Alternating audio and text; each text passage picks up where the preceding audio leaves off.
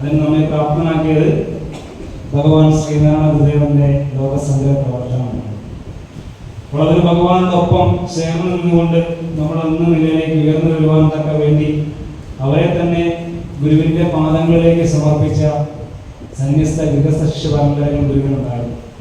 അവരൊന്നും വേണ്ടവണ്ണം അറിയുവാനും അവർക്ക് വേണ്ട ആചാര നമസ്കൃതങ്ങൾ അർപ്പിക്കുവാനും അവരുടെയൊക്കെ മഹാസമാധി പീഠങ്ങൾ ശതാബ്ദിയുടെ നിലവിൽ എത്തിയ വേളയിൽ പോലും അവരുടെ തണലിൽ വളർന്നു വന്ന ശ്രീനാരായണ സമൂഹത്തിന് സാധിച്ചിട്ടില്ല എന്നുള്ളത് ചരിത്രപരമായ ഒരു ദുഃഖ സത്യമാണ്.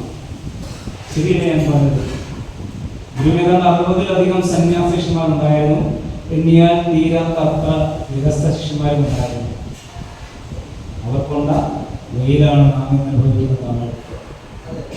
നമുക്ക് വളരെ മനോഹരമായ രീതിയിൽ ഞാൻ വരുമ്പോഴത്തേക്ക് ദീപാർപ്പണമൊക്കെ ചൊല്ലി വിളക്ക് കൊളുത്തി നല്ല രീതിയിൽ ഗുരുവിന്റെ സ്തുതിച്ചുകൊണ്ടുള്ള രീതിയിൽ ജിനോയും മറ്റാളുകളുമെല്ലാം ശാഖര സെക്രട്ടറിയൊക്കെ കീർത്തനങ്ങൾ ചൊല്ലുന്ന വേളയിലാണ് ഞാൻ കയറി വന്നത്.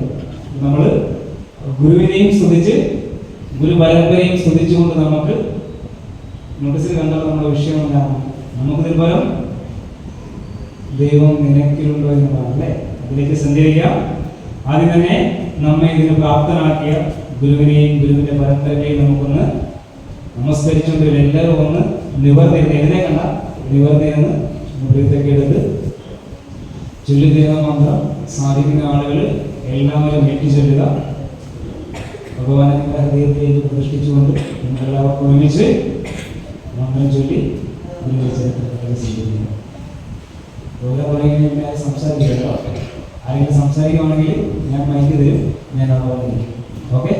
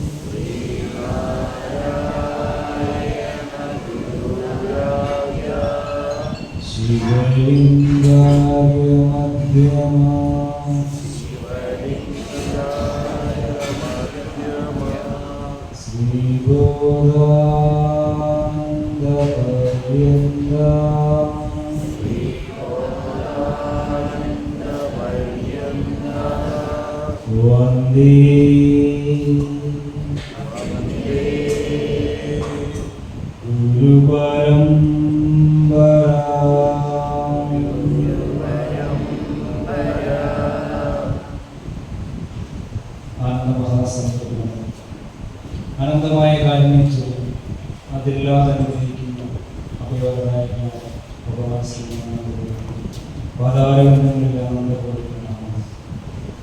ഇപ്രകാരം അവസരമൊരുക്കിയ ഈ ശാഖയുടെ നേതൃത്വം നൽകിയിരിക്കുന്ന എല്ലാ സുഹൃത്തുക്കൾക്കും ഗുരുവിന് അനന്തമായ അനുഗ്രഹം ഉണ്ടാകട്ടെ എന്ന് പ്രാർത്ഥിച്ചുകൊണ്ട് ഗുരുഭക്തരായ നിങ്ങൾ ഈ ഇരിക്കിനെയും സാഷ്ടാംഗം പ്രണമിച്ചുകൊണ്ട് നമ്മെ നാം ഇന്ന് അനുഭവിക്കുന്ന സർവത്ര സ്വാതന്ത്ര്യത്തിന്റെയും കാരണമാണ് ഭഗവാൻ ശ്രീനാരായണ അവതാര മഹാത്മ്യങ്ങളിലൂടെ നമുക്ക് സംസാരിക്കാം. സാധാരണ രീതിയിലുള്ള പ്രഭാഷണമായി നിങ്ങൾ ആരും ഇതിനെ കാണരുത്. ഞാൻ കുറച്ച് ചോദ്യങ്ങളൊക്കെ അങ്ങോട്ട് ചോദിക്കും. ഒരു ചോദ്യം തന്നെയാണ് നമ്മുടെ വിഷയമല്ലേ? ശരി, ചോദ്യമല്ല നമ്മുടെ വിഷയം. നമുക്കിത് നിனைക്കുന്നുണ്ടോ എന്നുള്ളൊരു ക്വസ്റ്റ്യൻ മാർക്കാണ് അല്ലേ? ഞാൻ കുറച്ച് ചോദ്യങ്ങളൊക്കെ ചോദിക്കും. നിങ്ങൾക്കറിയാവുന്ന ഉത്തരങ്ങൾ നിങ്ങൾ പറയണം. ഞാൻ പറയുന്ന കാര്യങ്ങൾ കണ്ണുമടച്ചാലും വിശ്വസിക്കേണ്ട. അതിനെതിരെ എന്തെങ്കിലും പറയാനുണ്ടെങ്കിൽ നിങ്ങൾ പറയണം.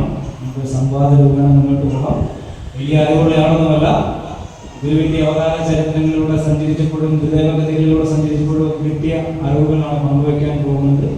ഞാൻ പറയുന്ന കാര്യങ്ങളെല്ലാം ഗുരുദേവഗതികളെയും ഗുരുവിന്റെ അവതാര ചരിത്രങ്ങളെ ആസ്പദമാക്കിയാണ്, ഗുരുവിന്റെ കൃതികളാണ് നമ്മൾ പ്രമാണമായി എടുത്തിരിക്കുന്നത്. 114 വർഷങ്ങൾക്ക് മുമ്പ് ആധുനിക കേരളത്തിലെ അകക്കണ്ണിലേക്ക് അറിവിന്റെ അക്ഷരവളർച്ച കൊടുത്തിയ വിശ്വമഹാകവി കുമാരനാശാൻ ചോദിച്ചൊരു ചോദ്യം ചോദിച്ചുകൊണ്ടാണ് നമ്മൾ വിഷയത്തെക്കുറിച്ച് പോകുന്നത്. എവിടെയാണ് ആശാൻ ഇങ്ങനെ ചോദിച്ചത്? ഈ നോട്ടീസ് കയ്യിലേക്ക് കിട്ടിയപ്പോൾ ആരൊക്കെ ഓർമ്മ നിങ്ങൾക്ക് ഓരോ വിഷയങ്ങളുണ്ടല്ലോ, ഓരോ ദിവസം 4 ദിവസത്തെ വിഷയങ്ങൾ ഇങ്ങനെ കൊടുത്തിട്ടുണ്ട്. അതിൽ 2ാമത്തെ ദിവസം കൊടുത്തിരിക്കുന്നത് നമുക്കിതിൽ ദൈവം നിനയ്ക്കുന്നുണ്ടോ. ഇത് കഴിഞ്ഞിട്ട് ചോദ്യം ആരെങ്കിലും ഓർത്തിട്ടുണ്ടോ? ഇത് ആരാണ് ചോദിച്ചിരിക്കുന്നത്? ചോദ്യം അത് നമ്മുടെ ശാഖയുടെ സെക്രട്ടറിയാണ്, അതോ ശ്രീഹരി ശ്രീകൃഷ്ണ? ആരാണ് ഈ ചോദ്യം ചോദിച്ചത്? ലോകത്തോട് ആദ്യമായി ചോദ്യം ചോദിച്ചതാ നമ്മൾ അറിയണ്ടേ? വേറെ സന്തോഷമുണ്ട്, ഓരോ ദിവസത്തെ പ്രോഗ്രാമുകളും ഓരോ കുടുംബവും മനസ്സിലാക്കുന്നത് അല്ലേ. ഈ ചോദ്യം ചോദിച്ച മഹാപുരുഷന്റെ ആ നാമധേയത്തിലുള്ള കുടുംബയോഗമാണ് നമ്മുടെ ഇന്നത്തെ പ്രോഗ്രാം സ്പോൺസർ ചെയ്തിരിക്കുന്നത്. അപ്പൊ ആരാ? കേട്ടില്ല? ചെറിയ ചെറിയ കേൾവിക്കുറവ് ആളാണ് ഇംഗ്ലീഷ് കുമാരനാശൻ അല്ലേ. കുമാരനാശൻ ഇങ്ങനെ ചോദിക്കാനുണ്ടായ സാഹചര്യം എന്താ? വിശദമായിട്ടൊന്ന് പോകാം അല്ലേ. അപ്പൊ ആദ്യമായിട്ട് ആശാൻ എവിടെയാണ് ഇത് ചോദിച്ചത്? നമുക്ക് എല്ലാവർക്കും കൂടെ ആശാൻ എവിടെയാണ് ഇത് ചോദിച്ചത് ഒരുമിച്ചൊന്ന് ചൊല്ലിട്ട് പോകാം. നിങ്ങളെല്ലാവരും ചൊല്ലുന്ന ഒരു കീർത്തനത്തിലാണ് ആശാൻ ചോദിച്ചിരിക്കുന്നത്. എവിടെയാ? 114 വർഷങ്ങൾക്ക് മുമ്പ് അല്ലെ, 170ാമത് തിരിച്ചെങ്കിൽ നമ്മൾ ആഘോഷിക്കുമ്പോൾ 114 വർഷങ്ങൾക്ക് മുമ്പ് ആശാൻ ചോദിച്ചു. സ്വാമിക്ക് 54 ദിവസമായപ്പോൾ ലോകത്തോട് ചോദിച്ചൊരു ചോദ്യമാണ്. അഭ്യർത്ഥന പ്രകാരം സ്വാമി തീർമാനം പറഞ്ഞ ഒരു വഞ്ചിപ്പാട്ട് എഴുതിയിട്ടുണ്ട്. ഇവരങ്കാരൊക്കെ വള്ളം കളിക്കാരല്ലേ, അവർക്ക് വള്ളം വലിക്കുന്ന സമയത്ത് ഗുരുവിനെ സ്മരിച്ചുകൊണ്ട് വള്ളം വലിക്കത്തക്ക രീതിയിൽ ചെറിയ അക്ഷരങ്ങളിലൂടെ എന്നാൽ ഗുരു ആരാണെന്നും ഗുരുവിന്റെ അവതാര മഹാത്മ്യം എന്താണെന്നും അവിടുത്തെ ഗുരുസ്വരൂപത്തെയൊക്കെ സംശയമന്യേ സ്വന്തം അനുഭവത്തിന്റെ വെളിച്ചത്തിലാണ് ആശാൻ വായിച്ചിട്ടിരിക്കുന്നത് എന്ന് ഈ കൃതിയിലൂടെ ഇറങ്ങി പോകുമ്പോൾ നമുക്ക് കാണാൻ സാധിക്കും. നമുക്കെല്ലാം ഒരുമിച്ച് ചൊല്ലിട്ട് അതിലേക്ക് പോകും അല്ലേ. വരുവിൻ സഹോദരേ വരുവിൻ നാമെല്ലാം ഒരു കൊല്ലക്കാത്ത സ്വാമി പരം നമ്മെ ഉയർത്തുവാൻ പരമപുരുഷൻ സ്വാമി അവതാരം ചെയ്ത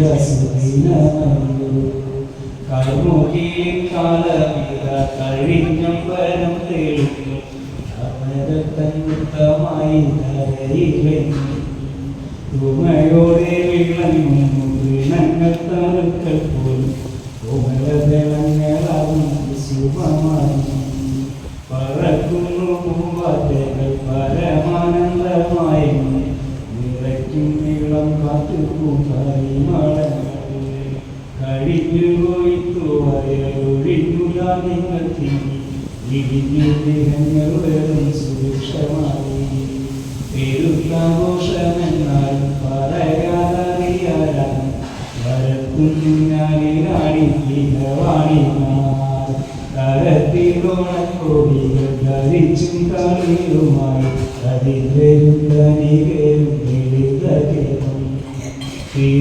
തിരുവോണമകിട്ടവും കരസ കഴിക്കുള്ളൂ സരസമിന്നു സ്വാമി തന്നിരുന്നാളല്ലോ വരുമാറില്ലാഹോ കണ്ടതികലോത്സവം വന്നാളിൽ ഒരു കാലത്തും സ്വാമി തന്നിരു നക്ഷത്രം ശരീരനക്ഷമായിരയിലവതരിക്കും പുരുഷന്റെ പുണ്യദീനപോലെ സമസ്ത സദ്ഗുണങ്ങൾക്കും സമഗ്രനിലയന്തിമാൻ അമർത്യ ഗുരു സമാനായി തേജസ്വി നമുക്ക് അഭ്യുദയം നൽകും ഗുരുവായി ദൈവമയച്ച നമസ്കരണീയ സ്വാമി ജയിച്ചിരുന്നു മതബോധവും വിദ്യയും പരത്തുന്നു നമ്മൾക്കഭിമാനമാം ആചാരം സ്വാമി അരുളിടുന്നു സതതം നമ്മുടെ ഭാവികതമം ഗുണത്തെ ഒട്ടി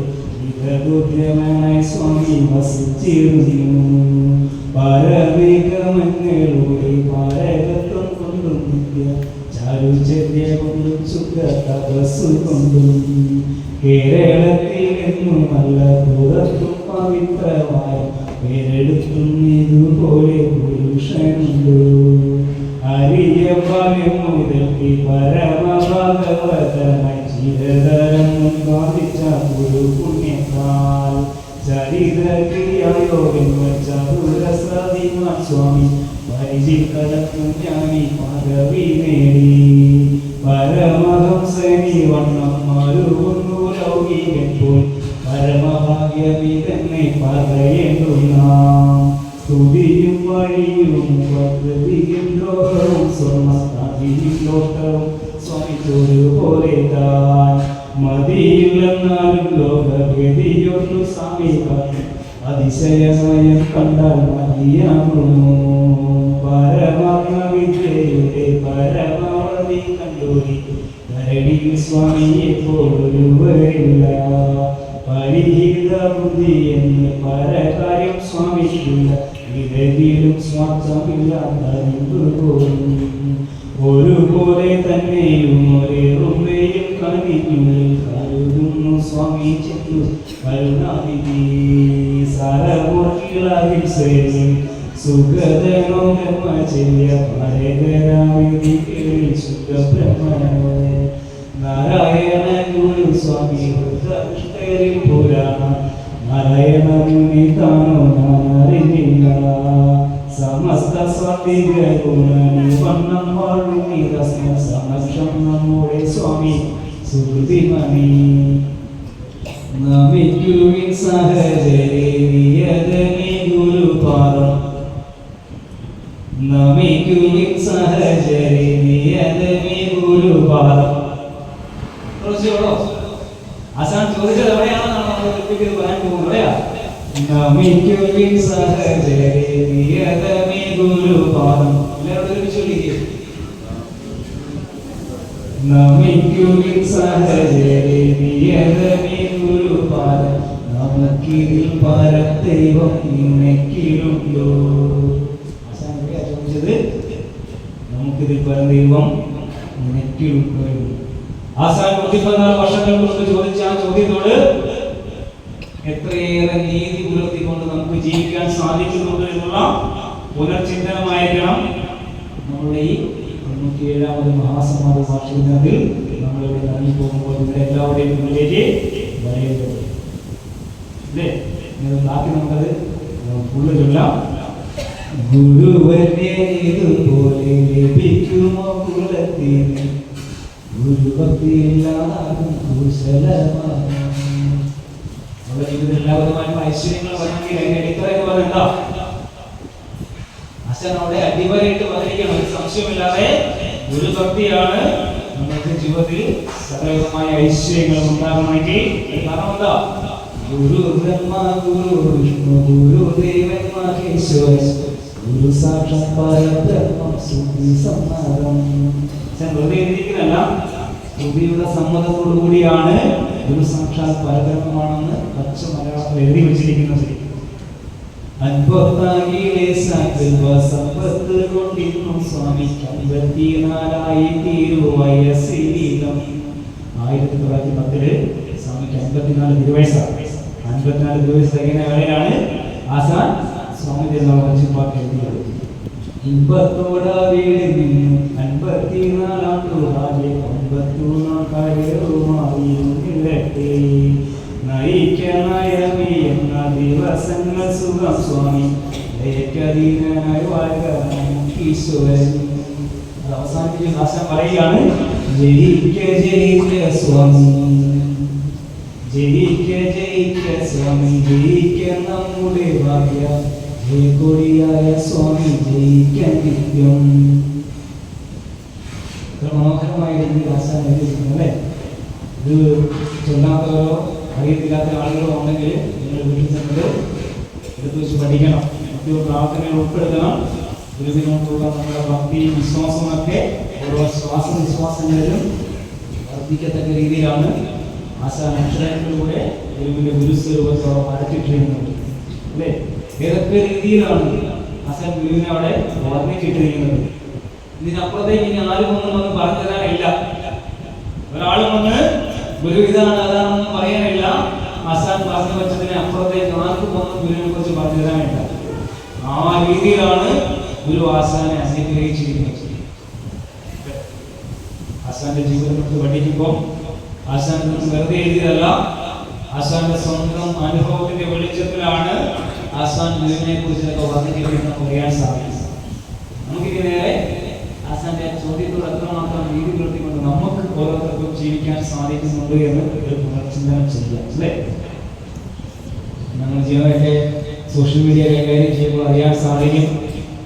ഭഗവാന്റെ മഹാപരിനിർവാണവും അതുപോലെ തിരിച്ചെത്തിയുമൊക്കെ ഓരോ വർഷവും കടന്നു പോകുന്ന അവസരത്തിൽ ഓരോ ആളുകളും ഗുരുവിനെ കുറിച്ച് പന്തന്മാർ ആനയെ കാണുന്നത് പോലെ സോഷ്യൽ മീഡിയയിൽ പറഞ്ഞിട്ട് പോകുന്ന കേൾക്കാൻ സാധിക്കും. നമ്മളിപ്പം വന്നപ്പോഴത്തേക്ക് വിളക്ക് കൊളുത്തി ആരാധിക്കാം അല്ലേ? ഏതെങ്കിലും ഫോട്ടോ ഒക്കെ ഇട്ട് കഴിഞ്ഞാൽ ഗുരു പറഞ്ഞിട്ടുണ്ടോ ഗുരുവിനെ ഇങ്ങനെ ആരാധിക്കാൻ എന്നൊക്കെ ആളുകൾ ചോദിക്കും. അങ്ങനെ നമ്മൾ എന്ത് പറയും? നമ്മുടെ വിഷയം നമുക്ക് പല ദൈവം നിനക്കിലുണ്ടോ അല്ലേ? ഗുരുവിനപ്പുറത്തേക്ക് ഒരു ദൈവവുമില്ല, ഗുരുവിനപ്പുറത്തേക്ക് ഒരു ധർമ്മവുമില്ല എന്നുള്ള ആ ഉറച്ച വിശ്വാസത്തോടുകൂടിയായിരിക്കും നമ്മൾ ഇവിടുന്ന് മടങ്ങി പോകുന്നത്. നമ്മുടെ പല വിശ്വാസത്തിന്റെ കോട്ടകൾ നമ്മളിവിടെ തച്ചുടച്ച് കഴിഞ്ഞ് പോകാൻ പോകുക. അപ്പം നമ്മളിപ്പോ ഇങ്ങനെ വളരെ മനോഹരമായ രീതിയിൽ ഗുരുസ്തവവും ഗുരുഷത്വവും ഒക്കെ ചൊല്ലി നമ്മൾ ഗുരുവിന്റെ പാദങ്ങളിൽ അർച്ചന ചെയ്തു. ചൈതന്യസ്വാമികൾ എഴുതിയ ഗുരുഷ്മാജി പന്ത്രണ്ട് ചൊല്ലി അല്ലേ? ഗുരുവിനെ ഇങ്ങനെയൊക്കെ ആരാധിക്കാൻ ഗുരു പറഞ്ഞിട്ടുണ്ടോ? ഉണ്ടോ? സമ്മാനമുണ്ട്, ഇതിനോ വരും സമ്മാനം. ഗുരുവിനെ ഇങ്ങനെ ആരാധിക്കാൻ ഗുരു പറഞ്ഞിട്ടുണ്ടോ? ഉണ്ടില്ലെന്നു. ഇന്നാ സമയമായില്ല, ഈ സമയം കിടക്കുന്നവള് ഞാൻ പറഞ്ഞ തെറ്റിപ്പോകുന്നു. ഞാൻ താഴെ ഇറങ്ങി വേണ്ടേ? ഇറങ്ങി വേണം, അങ്ങനെ ഇതിനെ താഴെ കിടക്കാം.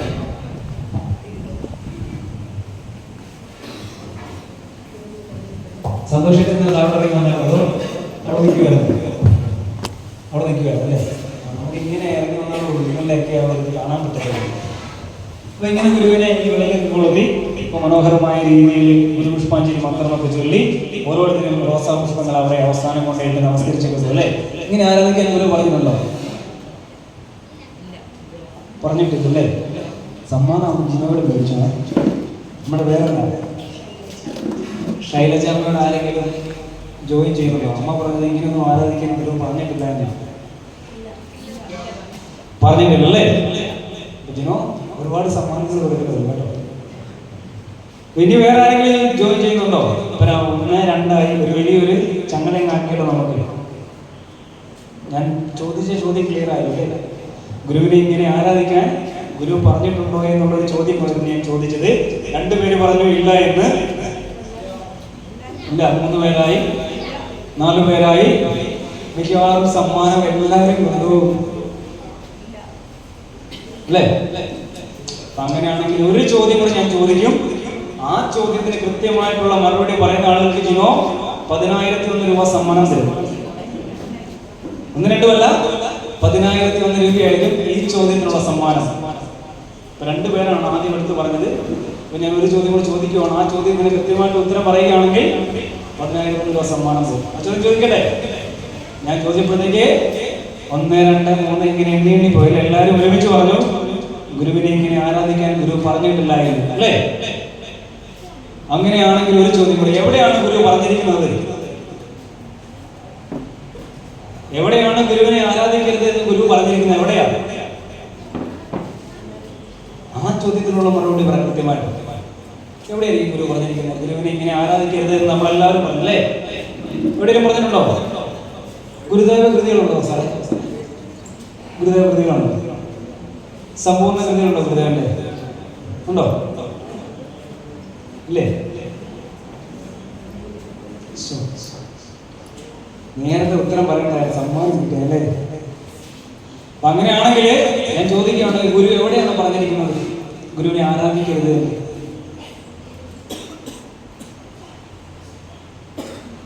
മൈക്ക് എടുത്ത് വിളിച്ച ഉടനെ ചോദ്യം ചോദിക്കുവാണോ? നമ്മളറിയണ്ടേ? അന്ധമായി ആരും ഗുരുവിനെ ആരാധിക്കരുത്. ഭഗവാന്റെ പാദങ്ങളിൽ ഒരു പുഷ്പം നിങ്ങൾ അർപ്പിക്കുന്നുണ്ടോ എങ്കിൽ ഗുരുവിന്റെ ആ ഗുരുസ്വരൂപത്തെ അറിഞ്ഞുകൊണ്ട് വേണം ഭഗവാന്റെ പാദങ്ങളിലേക്ക് ഒരു പുഷ്പം അർപ്പിക്കുവാൻ. അങ്ങനെയാണെങ്കിൽ നേരെ നമുക്കിതിൽ പരം ദൈവം നിനക്കിലുണ്ടോ എന്ന് ആശാൻ നമ്മളോട് 114 വർഷങ്ങൾക്ക് മുമ്പ് ചോദിച്ചു. ആ ചോദ്യത്തിനുള്ള ഉത്തരം തേടി നമുക്കൊരു യാത്ര പോകാം. നമ്മളാണോ ഇങ്ങനെ ആരാധിക്കാൻ തുടങ്ങിയത് ആദ്യമായിട്ട് ഗുരുവിനെ? അല്ലല്ലേ. ഭഗവാൻ ഇവിടെ അവതരിച്ചിരിക്കുന്ന കാലഘട്ടത്തിൽ തന്നെ അനേക ലക്ഷം ജനങ്ങള് അവരുടെ ഹൃദയപീഠത്തിലേക്ക് ഗുരുവിനെ പ്രതിഷ്ഠിച്ച് ആരാധിച്ചിരുന്നുവെന്ന് ഗുരുവിന്റെ ആ മഹനീയമായ ജീവിത ചരിത്രത്തിലൂടെ പോകുമ്പോൾ 73 വർഷക്കാലത്തെ ഗുരുവിന്റെ ജീവചരിത്രത്തിലൂടെ പോകുമ്പോൾ നമുക്ക് കണ്ടെത്താൻ സാധിക്കും. അങ്ങനെ നമുക്കൊരു യാത്ര പോകാം. നിങ്ങളുടെ ഉള്ളിലുള്ള ഇങ്ങനെയുള്ള ഈ ചിന്തകളെയൊക്കെ നമ്മൾ അവിടെ വെച്ചിട്ട് അവിടെ നിങ്ങോട്ട് പോരും. ഈ വെളിയിൽ 2 ബസ് വന്ന് നിർത്തിക്കൊണ്ട് എല്ലാവരും സാവധാനം വന്ന് ബസ്സിൽ കയറുക. നമ്മൾ ഒരു യാത്ര പോവുകയാണ്. ഞാനൊരു ചോദ്യം ചോദിച്ചപ്പോൾ ഇത്രയും ആളുകൾ ഒരുമിച്ച് പറഞ്ഞത് കൊണ്ടാണ് നിങ്ങളെ കൊണ്ട് പോകുന്നത്. എന്തുകൊണ്ടാണ് നമ്മൾ ഗുരുവിനെ ആരാധിക്കാൻ അറിയണ്ടേ? ഇപ്പൊ ഗുരു പറഞ്ഞിട്ടുണ്ടെന്ന് ആളുകൾ പറഞ്ഞു. പക്ഷെ എവിടെയാണെന്ന് ചോദിച്ചാൽ ആർക്കും അത് കാണിച്ചു തരാൻ സാധിക്കത്തില്ല. ഗുരു അങ്ങനെ പറഞ്ഞിട്ടില്ല. ഗുരുവിനെ ആരാധിക്കരുത് എന്ന് ഗുരു എവിടെയും പറഞ്ഞിട്ടില്ല. ഒരിടത്തും ഗുരു പറഞ്ഞിട്ടില്ല. ഒരു ജന്മമല്ല, 1000 ജന്മം എടുത്തുകൊണ്ട് നിങ്ങൾ ഇവിടെ വന്ന് ഗുരുവിനെ പഠിച്ചാലും ആരാധിക്കരുത് എന്ന് പറഞ്ഞാൽ നിങ്ങൾക്ക് എങ്ങും കാണാൻ സാധിക്കത്തില്ല. 1000 ജന്മം വേണ്ട, ഈ ഒരു ജന്മം മതി, ഒരു നിമിഷം മതി ആരാധിച്ചോളാൻ പറഞ്ഞിട്ടുണ്ട്. അത് നമുക്ക് കണ്ടെത്താൻ സാധിക്കും. അപ്പം അതിലേക്കുള്ളൊരു യാത്രയാണ് നമ്മൾ പോകുന്നത്. നമ്മൾ നേരെ പോകുന്നത് ചെമ്പഴന്തിയിലേക്ക് പോവുകയാണ്. ഭഗവാൻ അവതരിച്ച ചെമ്പഴന്തിയിൽ എല്ലാവരും പോകുന്നുണ്ടല്ലോ അല്ലേ? എല്ലാവരും പോകുന്നുണ്ട്. അവിടെ ചെല്ലുമ്പോൾ നമ്മൾ എന്താ കാണുന്നത്? ഭഗവാൻ അവതരിച്ച ഒരു ചെറിയൊരു പ്രസൂതിക ഗൃഹം കാണാം അല്ലേ? വയൽവാരം തറവാട് അതല്ല. വയൽവാരം തറവാട് ഒരു 8 കെട്ടായിരുന്നു. കാലപ്പഴക്കത്താൽ അത് മൺമറഞ്ഞു പോയി. ഭഗവാൻ അവതരിച്ച ആ പ്രസൂതിക ഗൃഹം മാത്രമാണ് പ്രകൃതി ദേവി ഗുരുഭക്തരായ നമുക്ക് മുൻപേ കടന്നു പോയവർക്കും ഇനി കടന്നു വരാനിരിക്കുന്ന ആളുകൾക്കൊക്കെ വേണ്ടി കാത്തു സൂക്ഷിച്ചിരിക്കുന്നത് പ്രസൂതിക ഗൃഹം മാത്രമാണ് അല്ലേ? അവിടെ നിന്നാണോ ഗുരുവിന്റെ ആരാധനാ സമ്പ്രദായം ആരംഭിക്കുന്നത്? അവിടെ നിന്നല്ല. അവിടുന്ന് ഭഗവാൻ പിന്നീട് അങ്ങോട്ട് പോയി ഉപരിപഠനാർത്ഥം ചേവന്നൂർ കളരിയിൽ ഉപരിവിദ്യ പഠിക്കുന്ന സമയത്ത് വാരണപ്പള്ളിയിൽ താമസിച്ചുകൊണ്ടാണ് ഉപരിവിദ്യ നടത്തിയത് അല്ലേ? അവിടുന്ന് ഭഗവാൻ പിന്നീട് തിരിച്ചവിടെ വന്നു, ചെമ്പഴന്തിയിലേക്ക് തന്നെ വന്നു. അവിടെ ഒരു കുടിപ്പള്ളിക്കൂടമൊക്കെ കെട്ടി 5 തെങ്ങിലും ചെമ്പഴന്തിയിലുമൊക്കെ വിദ്യാർത്ഥികൾക്ക് വിദ്യ പകർന്നു കൊടുത്തപ്പോൾ ചെമ്പഴന്തിയിൽ വന്നു പറഞ്ഞ നാരായണനെ എന്ത് വിളിച്ചു? നാണുവാസാൻ എന്ന ആളുകൾ വിളിക്കാൻ തുടങ്ങി അല്ലേ? ആ നാണുവാസാനിൽ നിന്നും നാരായണ ഗുരുവിലേക്കുള്ള ദൂരമാണ്. എന്തുകൊണ്ടാണ് നമ്മൾ ഗുരുവിനെ ആരാധിക്കുന്നത് എന്നുള്ള ചോദ്യത്തിനുള്ള ഉത്തരം അതെവിടെ കിട്ടും? ചെമ്പഴന്തിയിൽ കിട്ടത്തില്ല. പിന്നെ ഇവിടെ കിട്ടും. നമുക്കൊരു യാത്ര മുന്നോട്ടങ്ങ് പോവാം. ചെമ്പഴന്തിയിൽ നമ്മൾ നേരെ പോവുകയാണ്. കന്യാകുമാരി റോഡിലേക്ക് നമ്മുടെ ബസ് കയറി. കന്യാകുമാരി റോഡിലേക്ക് കയറുമ്പോഴത്തേക്ക് എല്ലാവർക്കും മനസ്സിലായി നമ്മളിപ്പോൾ എങ്ങോട്ടാണ് ചെല്ലുന്നത്. പൊറ്റയടി എന്ന് പറഞ്ഞ ജംഗ്ഷനിൽ നിന്ന് നമ്മൾ വണ്ടി ഇടത്തേക്ക് തിരിഞ്ഞു. വലിയൊരു മലയുടെ താഴ്വാരത്തിൽ നമ്മുടെ ബസ് വന്ന് നിർത്തി. എവിടെയാ? കേട്ടില്ല? നമ്മള് മരുത്തമലയിൽ എന്തിനാ പോണേ? മരുത്തമലയിൽ പോവുകയാണെങ്കിൽ കന്യാകുമാരിയിലൊക്കെ പോയി കുറച്ച് ഷോപ്പിംഗ് ചെയ്യല്ലേ? ആ രീതിയിലല്ല. നമ്മൾ മരുത്തമല കയറുമ്പോഴത്തേക്ക് നിങ്ങൾ ആരെങ്കിലും ചിന്തിച്ചിട്ടുണ്ടോ? പ്രായമായ അമ്മമാരൊക്കെ പറയും, നമ്മളവിടെ സേവനത്തിനൊക്കെ നിൽക്കും പറയും, ഇത്രയും മുകളിൽ വന്ന ഒരു എന്തിനാ താമസിക്കുന്നത്? താഴെ കയറിയെങ്കിൽ ഞങ്ങൾക്ക് അത്രയും കുറച്ച് കയറിയാൽ മതിയായിരുന്നില്ലെന്നൊക്കെ ശരീരത്തിന് അസ്വസ്ഥതകളുള്ള അമ്മമാരും അച്ഛന്മാരും ഒക്കെ പറയുന്നത് ഞങ്ങൾ കേട്ടിട്ടുണ്ട്. നമ്മൾ എന്തിനാ മരുത്തമലയിലേക്ക് പോകുന്നത്? കേട്ടില്ല? നിങ്ങൾ എന്തിനാ മരുത്തമലയിലേക്ക് പോകുന്നത്? സാങ്കേതിക വിളിക്കുന്ന വണ്ടി വിളിക്കുന്നത് ഞങ്ങളെ കഴിവുപൂർവ്വം ചെമ്പഴന്തി ശിവഗിരി മരുത്തമലയിൽ കയറി വരുന്നത് അല്ലെ? അങ്ങനെയല്ല. ഗുരുവിന്റെ തപസ് കാണുവാൻ നമുക്ക് ആർക്കും ഭാഗ്യം ഉണ്ടായിട്ടുണ്ടോ? നമ്മുടെ പൂർവികർക്കും ഉണ്ടായിട്ടില്ല. അതുണ്ടായത് ആർക്കാണ്? ഭഗവാന്റെ തപസ് കണ്ട പുണ്യഭൂമിയാണല്ലേ. ഗുരുവിനെ മഞ്ഞിൽ നിന്നും മഴയിൽ നിന്നും രാവിൽ നിന്നും വെയിലിൽ നിന്നും പകലിൽ നിന്നും ഒക്കെ സംരക്ഷിച്ച് ഗുരുവിനെ തപസ്സിന് വേണ്ട എല്ലാ സൗകര്യങ്ങളും ചെയ്തു കൊടുത്ത പ്രകൃതി മാതാവിന്റെ ഗർഭഗൃഹമാണ് മരുന്നുമാമയിലെ പിള്ളത്തടം ഗുഹ. ആ ഗുഹയെ നമസ്കരിക്കാൻ വേണ്ടിയാണ്, ആ ഗുരുവിന്റെ അനുഗ്രഹം ഏറ്റുവാങ്ങുവാൻ വേണ്ടിയാണ് നമ്മൾ ഈ കഷ്ടം, അല്ലെ, ഈ കഷ്ടങ്ങളെല്ലാം സഹിച്ച് മുകളിലേക്ക് കയറി ചെല്ലുന്നത്. അവിടെ നമ്മൾ കണ്ടെത്തേണ്ടത് ചെമ്പഴന്തിയിൽ വന്നു പിറന്ന നാരായണൻ തപസ്സിലൂടെ ഈശ്വര സാക്ഷാത്കാരം നേടി നാരായണ ഗുരുവായാണ് താഴേക്ക് ഇറങ്ങി വരുന്നത്. തപസ്സാണ് ഗുരുക്കന്മാരെ സൃഷ്ടിക്കുന്നത്. തപസ്സിലൂടെയാണ് സിദ്ധാർത്ഥൻ ശ്രീബുദ്ധനായത്, മുഹമ്മദ് നബിയായത്, യേശു ക്രിസ്തുവായത്. ഗുരുവിന്റെ ഗുരുസ്വരൂപത്തെയും അന്വേഷിക്കുന്ന ആളുകൾക്ക് ഏതാണ്ട് 5 വർഷക്കാലമായിരുന്നു ഭഗവാൻ മരുത്തോമനയുടെ വെള്ളത്തരം ഗുഹയിൽ തപസ് ചെയ്തത്. ആ തപസ്സിലൂടെ കിട്ടിയ ശക്തിയാണ് ഭഗവാൻ താഴേക്ക് ഇറങ്ങി വന്ന് നമ്മൾ ഈ നിലയിലേക്ക് ഇരിക്കുവാൻ വേണ്ടി വിനിയോഗിച്ചത്. അതുകൊണ്ടാണ് ആസാൻ 16 പാടിയത്. എന്ത് പാടി? ആയുസ്സും തപസ്സും ആത്മതപസ്സും ഒക്കെ അന്യന് വേണ്ടി ബലിയർപ്പിച്ചു എന്ന് ആസാൻ പാടിയത് വെറുതെയാണോ? ആസാൻ ഇതൊക്കെ നോക്കി പഠിച്ചുകൊണ്ടാണ് പാടി വെച്ചിരിക്കുന്നത്. ഭഗവാൻ നേരെ താഴേക്ക് ഇറങ്ങി വന്നല്ലേ? എങ്ങോട്ടാ ഇറങ്ങി വന്നേ? അവിടെ നേരെ അരിയുപ്പുറം എന്ന് പറയുന്ന പുണ്യഭൂമിയിലേക്ക് മുകളിൽ നിന്ന് താഴേക്ക് ഇറങ്ങി വന്നപ്പോൾ ഭഗവാൻ ഒരു അവതാര പുരുഷനായി. അവതാരം എന്ന് പറഞ്ഞാൽ താഴേക്ക് ഇറങ്ങി വരിക എന്നാണ് അതിന്റെ അർത്ഥം. അവതാര രീതി അവതാരഹ. അവതാരം എന്ന് പറഞ്ഞാൽ താഴേക്ക് ഇറങ്ങി വരിക. ഭഗവാൻ എന്തിനു വേണ്ടിയാണ് താഴേക്ക് ഇറങ്ങി വന്നത്? പച്ച മലയാളത്തിൽ നമ്മൾ പറഞ്ഞിട്ടുണ്ട്. എന്തിനു വേണ്ടിയാണ് ഗുരു വന്നത്? ഗുരു ആരാണെന്നും അവിടുന്ന് എന്തിനു വേണ്ടിയാണ് ഈ ലോകത്തേക്ക് വന്നത് എന്നതൊക്കെ കൃത്യമായിട്ട് പച്ച മലയാളത്തിൽ ഭഗവാൻ എഴുതി വെച്ചിട്ടുണ്ട്. ഇവിടെ നമ്മളെല്ലാവരും ചൊല്ലി പോവാറുണ്ട്. സുബ്രഹ്മണ്യ കീർത്തനം എല്ലാ അമ്മമാരും ചൊല്ലുമല്ലോ, അല്ലേ? സുബ്രഹ്മണ്യ കീർത്തനത്തിന്റെ 12ാമത്തെ മന്ത്രത്തിലുണ്ട് ഭഗവാൻ ശ്രീനാരായണ ഗുരുദേവൻ എന്തിനു വേണ്ടിയാണ് ലോകത്തേക്ക് വന്നത് എന്ന്. എന്താ ഭഗവാൻ പാടി വെച്ചിരിക്കുന്നത്?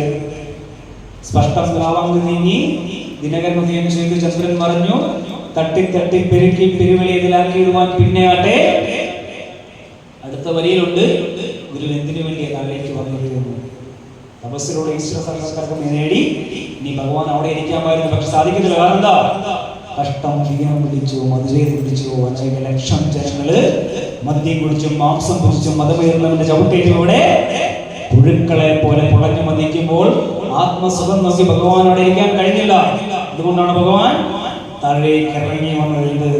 കഷ്ടം ദീനം പിടിച്ചു, മധുരയിൽ പിടിച്ചു കിടക്കുന്ന ലോകത്ത് ഉത്തിഷ്ടോത്തിഷ്ട ശീഘ്രം നദിയിൽ മുതിരുവാൻ കാലമായി വന്ന ഇപ്പോൾ എന്ന് പറഞ്ഞുകൊണ്ട് ഒരു ആത്മപ്രതിജ്ഞയോട് കൂടിയാണ് ഭഗവാൻ ശ്രീനാരായണ ഗുരുദേവൻ താഴേക്ക് ഇറങ്ങി വന്നത്. നമ്മൾ ലോക ചരിത്രം എടുത്ത് പഠിക്കുകയാണെങ്കിൽ കൊച്ചു കേരളത്തിന്റെ അല്ല, മഹത്തായ നമ്മുടെ ഭാരതത്തിന്റെ അല്ല, ലോക ചരിത്രം എടുത്ത് പഠിക്കുകയാണെങ്കിൽ ലോകത്തിന്ന് വരെയും ഒരു ഗുരുവിന്റെ ഹൃദയത്തിൽ നിന്നും ഇപ്രകാരം ഒരു ആത്മപ്രതിജ്ഞ ഉണ്ടായിട്ടില്ല. കാരണം എന്താ? ഞാൻ വെറുതെ പറഞ്ഞതാണോ? അല്ല, ലോകത്തിന്ന് വരെയും ഒരു ഗുരുവിന്റെ തിരുഹൃദയത്തിൽ നിന്നും ഇപ്രകാരം ഒരു ആത്മപ്രതിജ്ഞ ഉണ്ടായിട്ടില്ല എന്ന് പറഞ്ഞത് വെറുതെ അല്ല.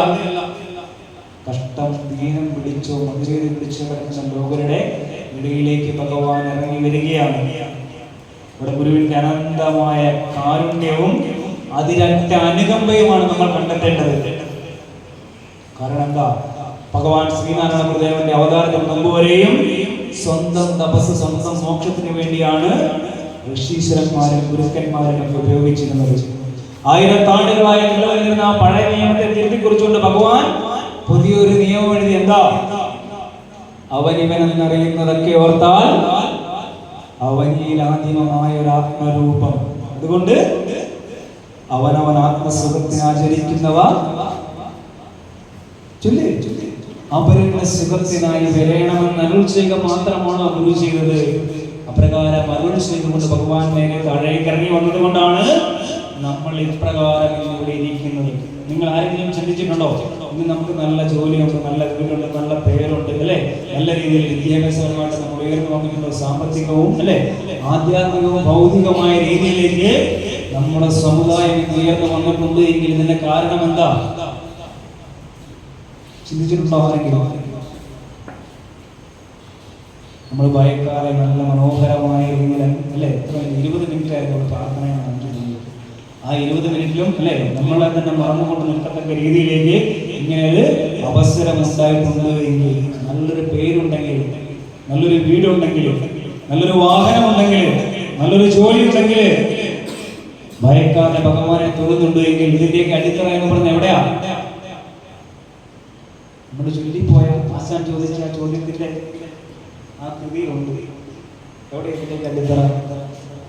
പരമഹംസനി വണ്ണം മരുവുന്നു ലൗകികം പോൽ പരമഭാഗ്യമീതെന്ന് പറയുന്ന ആശാൻ പറഞ്ഞിരിക്കുകയാണ്, പരമഹംസനായ ഒരു മഹാഗുരു ലൗകികനെ പോലെ വർത്തിക്കുന്നതാണ് നമ്മുടെ പരമമായ ഭാഗ്യമെന്ന്. മതബോധവും വിദ്യയും പരത്തുന്നു നമ്മൾ കവി, മതമാചാരം സ്വാമി അരുളിയിടുന്നു. നൃത്തമരയിൽ നിന്ന് ഭഗവാൻ താഴേക്ക് ഇറങ്ങി വന്നല്ലേ? എവിടെ? അരിയപ്പുറത്തേക്കാണ് ഇറങ്ങി വരുന്നത്. അരിയപ്പുറത്താണ് ഭഗവാൻ. നമ്മുടെ യഥാർത്ഥമായ ആത്മീയതയുടെ അടിത്തറ എന്ന് പറഞ്ഞ എവിടാ? നിങ്ങൾ ചിന്തിച്ചിട്ടുണ്ടോ? നമ്മളുടെ യഥാർത്ഥമായ ആത്മീയതയുടെ അടിത്തറ എന്ന് പറയുന്നത് 136 വർഷങ്ങൾക്ക് മുമ്പ് ഭഗവാൻ കൊളുത്തിയ മഹാചൈതന്യമാണ്. എവിടെയാ? അരിയപ്പുറം എന്ന് പറയുന്ന പുണ്യഭൂമിയിൽ. അന്നായിരിക്കും ഒരു പക്ഷെ നമ്മുടെ പൂർവ്വികരൊക്കെ മയക്കാതെ ഭഗവാനെ തോന്നുന്നല്ലേ?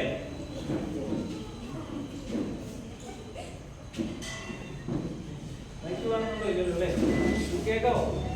കേൾക്കാമല്ലേ? ഞാൻ സെന്ററിൽ നിന്ന് പറയാം. നമുക്ക് മൈക്ക് വേണം.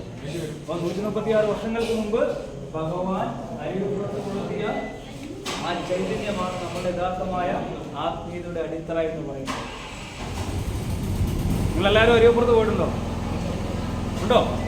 ഞാൻ തുടക്കത്തിൽ പറയാം, എനിക്ക് നല്ലതായിട്ട് ചെവി കേൾക്കുന്നത് ഒച്ച പറഞ്ഞ ഞാൻ എത്ര വശം ഉള്ളതാണോ? പോയിട്ടുണ്ടല്ലോ അല്ലേ? അരിയപ്പുറത്ത് എന്തെങ്കിലും പ്രത്യേകതയുണ്ടോ? നമുക്കിവിടെ ഇപ്പം ഏറ്റുമാനൂർ മഹാദേവ ക്ഷേത്രമുണ്ട്, നാഗമ്പുഴ മഹാദേവ ക്ഷേത്രമുണ്ട്, വൈക്കം മഹാദേവ ക്ഷേത്രമുണ്ട്, അല്ലേ? ഒരുപാട് മഹാദേവ ക്ഷേത്രങ്ങൾ, മേജർ മഹാദേവ ക്ഷേത്രങ്ങൾ നമുക്കുണ്ട്. ഇവിടെ ഒന്നും ഇല്ലാത്തൊരു വലിയ പ്രത്യേകത അരിയപ്പുറം ക്ഷേത്രത്തിലുണ്ടാകും. കുറെ ആളുകൾ ആരെങ്കിലും അരിയപ്പുറം മഹാദേവനെ നിർമ്മാല്യം ചെയ്തിട്ടുണ്ടോ? നമ്മൾ സാറ്റ് കളിക്കാൻ ഓടി പെട്ടെന്ന് പോലും അല്ലേ? ചെല്ലുക, ജസ്റ്റ് പോയേക്കുക, ആ രീതി അല്ലേ? അതിനപ്പുറത്തേക്ക് അവിടെ താമസിച്ചുകൊണ്ട് അതല്ലെങ്കിൽ നിങ്ങൾ ചെല്ലുന്ന സമയത്ത് ദീപാരാധനയിൽ പങ്കെടുക്കാൻ സാധിച്ചിട്ടുണ്ടോ? നിർമ്മാല്യ ദർശനത്തിൽ സാധിച്ചിട്ടുണ്ടോ? നിർമ്മാല്യമോ ദീപാരാധന ചെയ്തിട്ടുണ്ടോ അരിയപ്പുറത്ത്? ഉണ്ടോ? ലൈറ്റില്ലാത്ത നാട്ടിൽ മുഖത്താണ് ഒട്ടം തവണ ഇല്ലെന്നാണോ? ഉണ്ടോ? അരിയപ്പുറത്ത് പോയിട്ടുണ്ടല്ലോ അല്ലേ?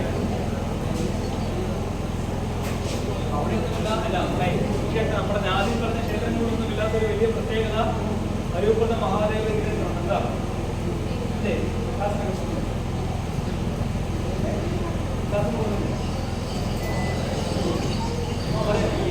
ഒരു ഉത്തരം പറഞ്ഞ ഒരു തെറ്റിപ്പോകുന്നതാണോ? എന്നാ പറഞ്ഞോളൂ. ഉത്തർപ്രദേശ് അല്ലേ? നമുക്ക് നല്ലൊരു ഗൈഡ് എടുത്തു, എല്ലാവരും നല്ലൊരു ഗൈഡ്. ഇതുപോലെ ഇത്രയും പേര് ഇരിപ്പുണ്ട്. നല്ലൊരു ഗൈഡ് കൊടുക്കാൻ നിങ്ങളുടെ ഓഫീസിൽ മാറിക്കോളും കേട്ടോ. 2 ഗുണം കൈയടിച്ച് കഴിയുമ്പോഴത്തേക്ക്. അമ്മ പറഞ്ഞത് അരിയപ്പുറത്ത് മഹാദേവനെ പുനഃപ്രതിഷ്ഠ ചെയ്തിട്ടുള്ളതാണ്. ആരെങ്കിലും യോജിക്കുന്നുണ്ടോ? ഉണ്ടോ? ഉണ്ടല്ലേ? അതെ, കേട്ടില്ല, അതാ പറഞ്ഞേ. യോജിക്കുന്നുണ്ടല്ലേ? ബാക്കി വേറെ യോജിക്കുന്നുണ്ടോ? എല്ലാവരും യോജിക്കുമോ? ആർക്കും യോജിപ്പില്ല അല്ലേ? അപ്പൊ അങ്ങനെയാണെങ്കിൽ നിങ്ങളിനി പോകുമ്പോഴത്തേക്ക് അരിയപ്പുറത്ത് പോയി നിർമ്മാല്യം ചെയ്യണം. മാലിന്യങ്ങളെല്ലാം മാറ്റി ഭഗവാൻ പ്രദർശിപ്പിച്ച ഒരു വിഗ്രഹമുണ്ടല്ലോ, ഈ ശിവശിലയോട് ഒന്നായി ചേർന്ന ഇതെല്ലാം കേട്ടിട്ടുണ്ടല്ലേ?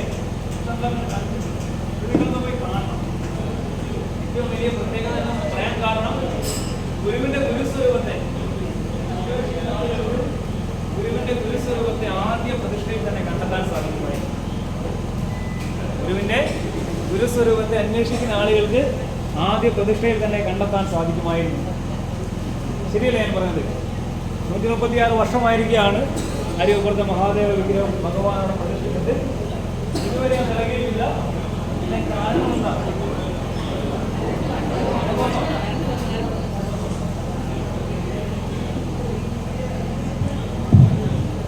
തിരിച്ചു വരാം.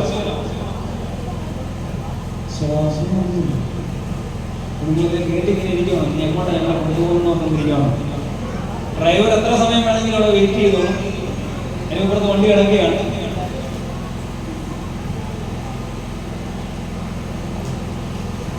അപ്പം നമ്മുടെ ഇവിടെയുള്ള അടുത്തുള്ള സമീപത്തുള്ള അയ്യപ്പൻ മഹാദേവ ക്ഷേത്രങ്ങളിലൊന്നുമില്ലാത്ത ഒരു വലിയൊരു പ്രത്യേകത, ഭഗവാൻ 136 വർഷങ്ങൾക്ക് മുമ്പ് തെളിയിച്ച അല്ലെ ഭഗവാന്റെ കണ്ണുനീരിനാൽ അഭിഷേകം ചെയ്യപ്പെട്ട ആധുനിക കേരളത്തിന്റെ അടിത്തറ പാകിയ അയ്യപ്പൻ മഹാദേവ ക്ഷേത്രത്തിലുണ്ട്. എന്താ 136 വർഷം എന്ന് പറയുമ്പോൾ ഏകദേശം 12 പ്രാവശ്യം പുനഃപ്രതിഷ്ഠ ചെയ്യേണ്ട സമയം കഴിഞ്ഞിരിക്കുക.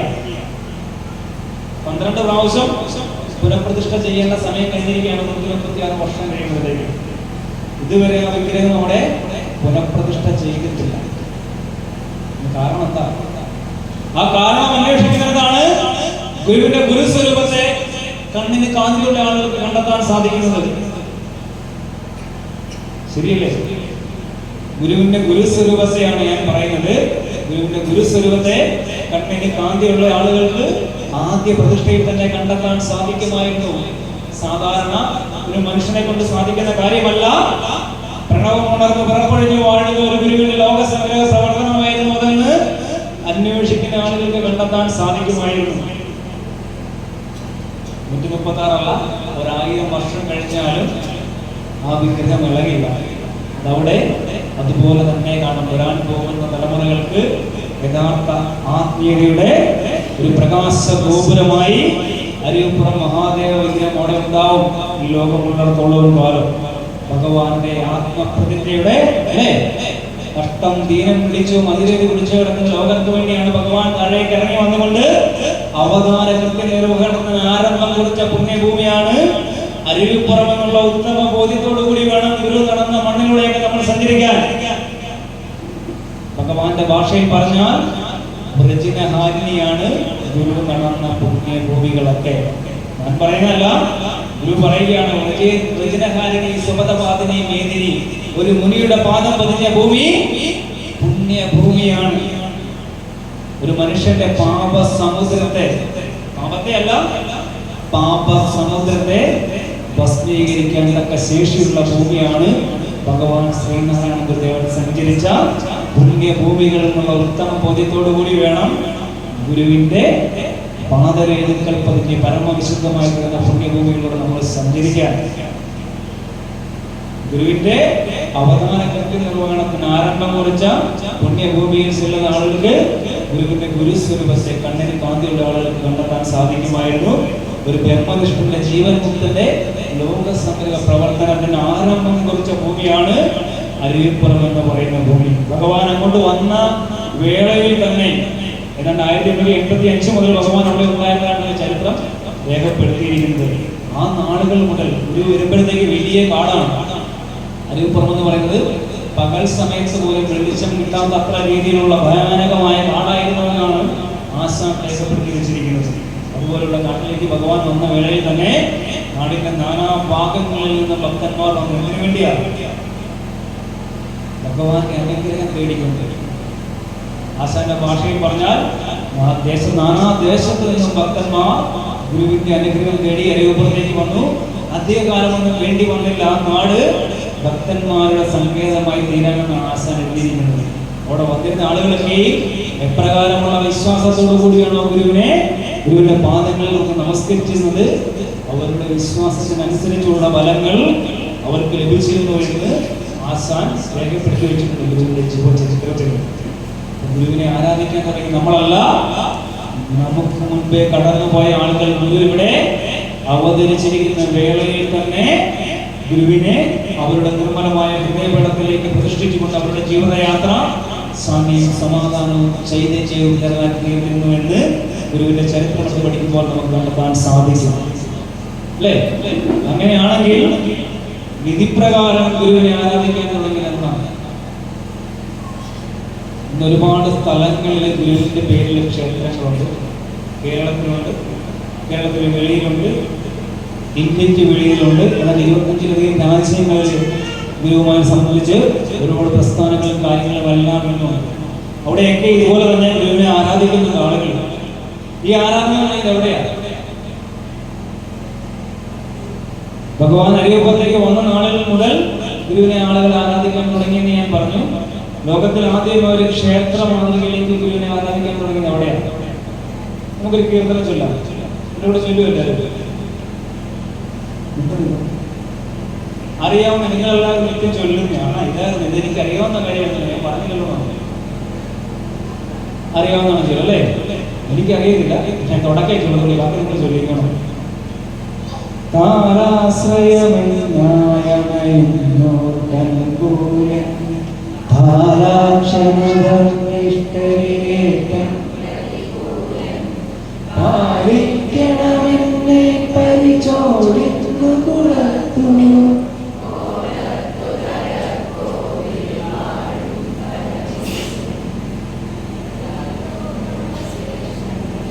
എവിടെ ഈ ക്ഷേത്രം? എവിടെ?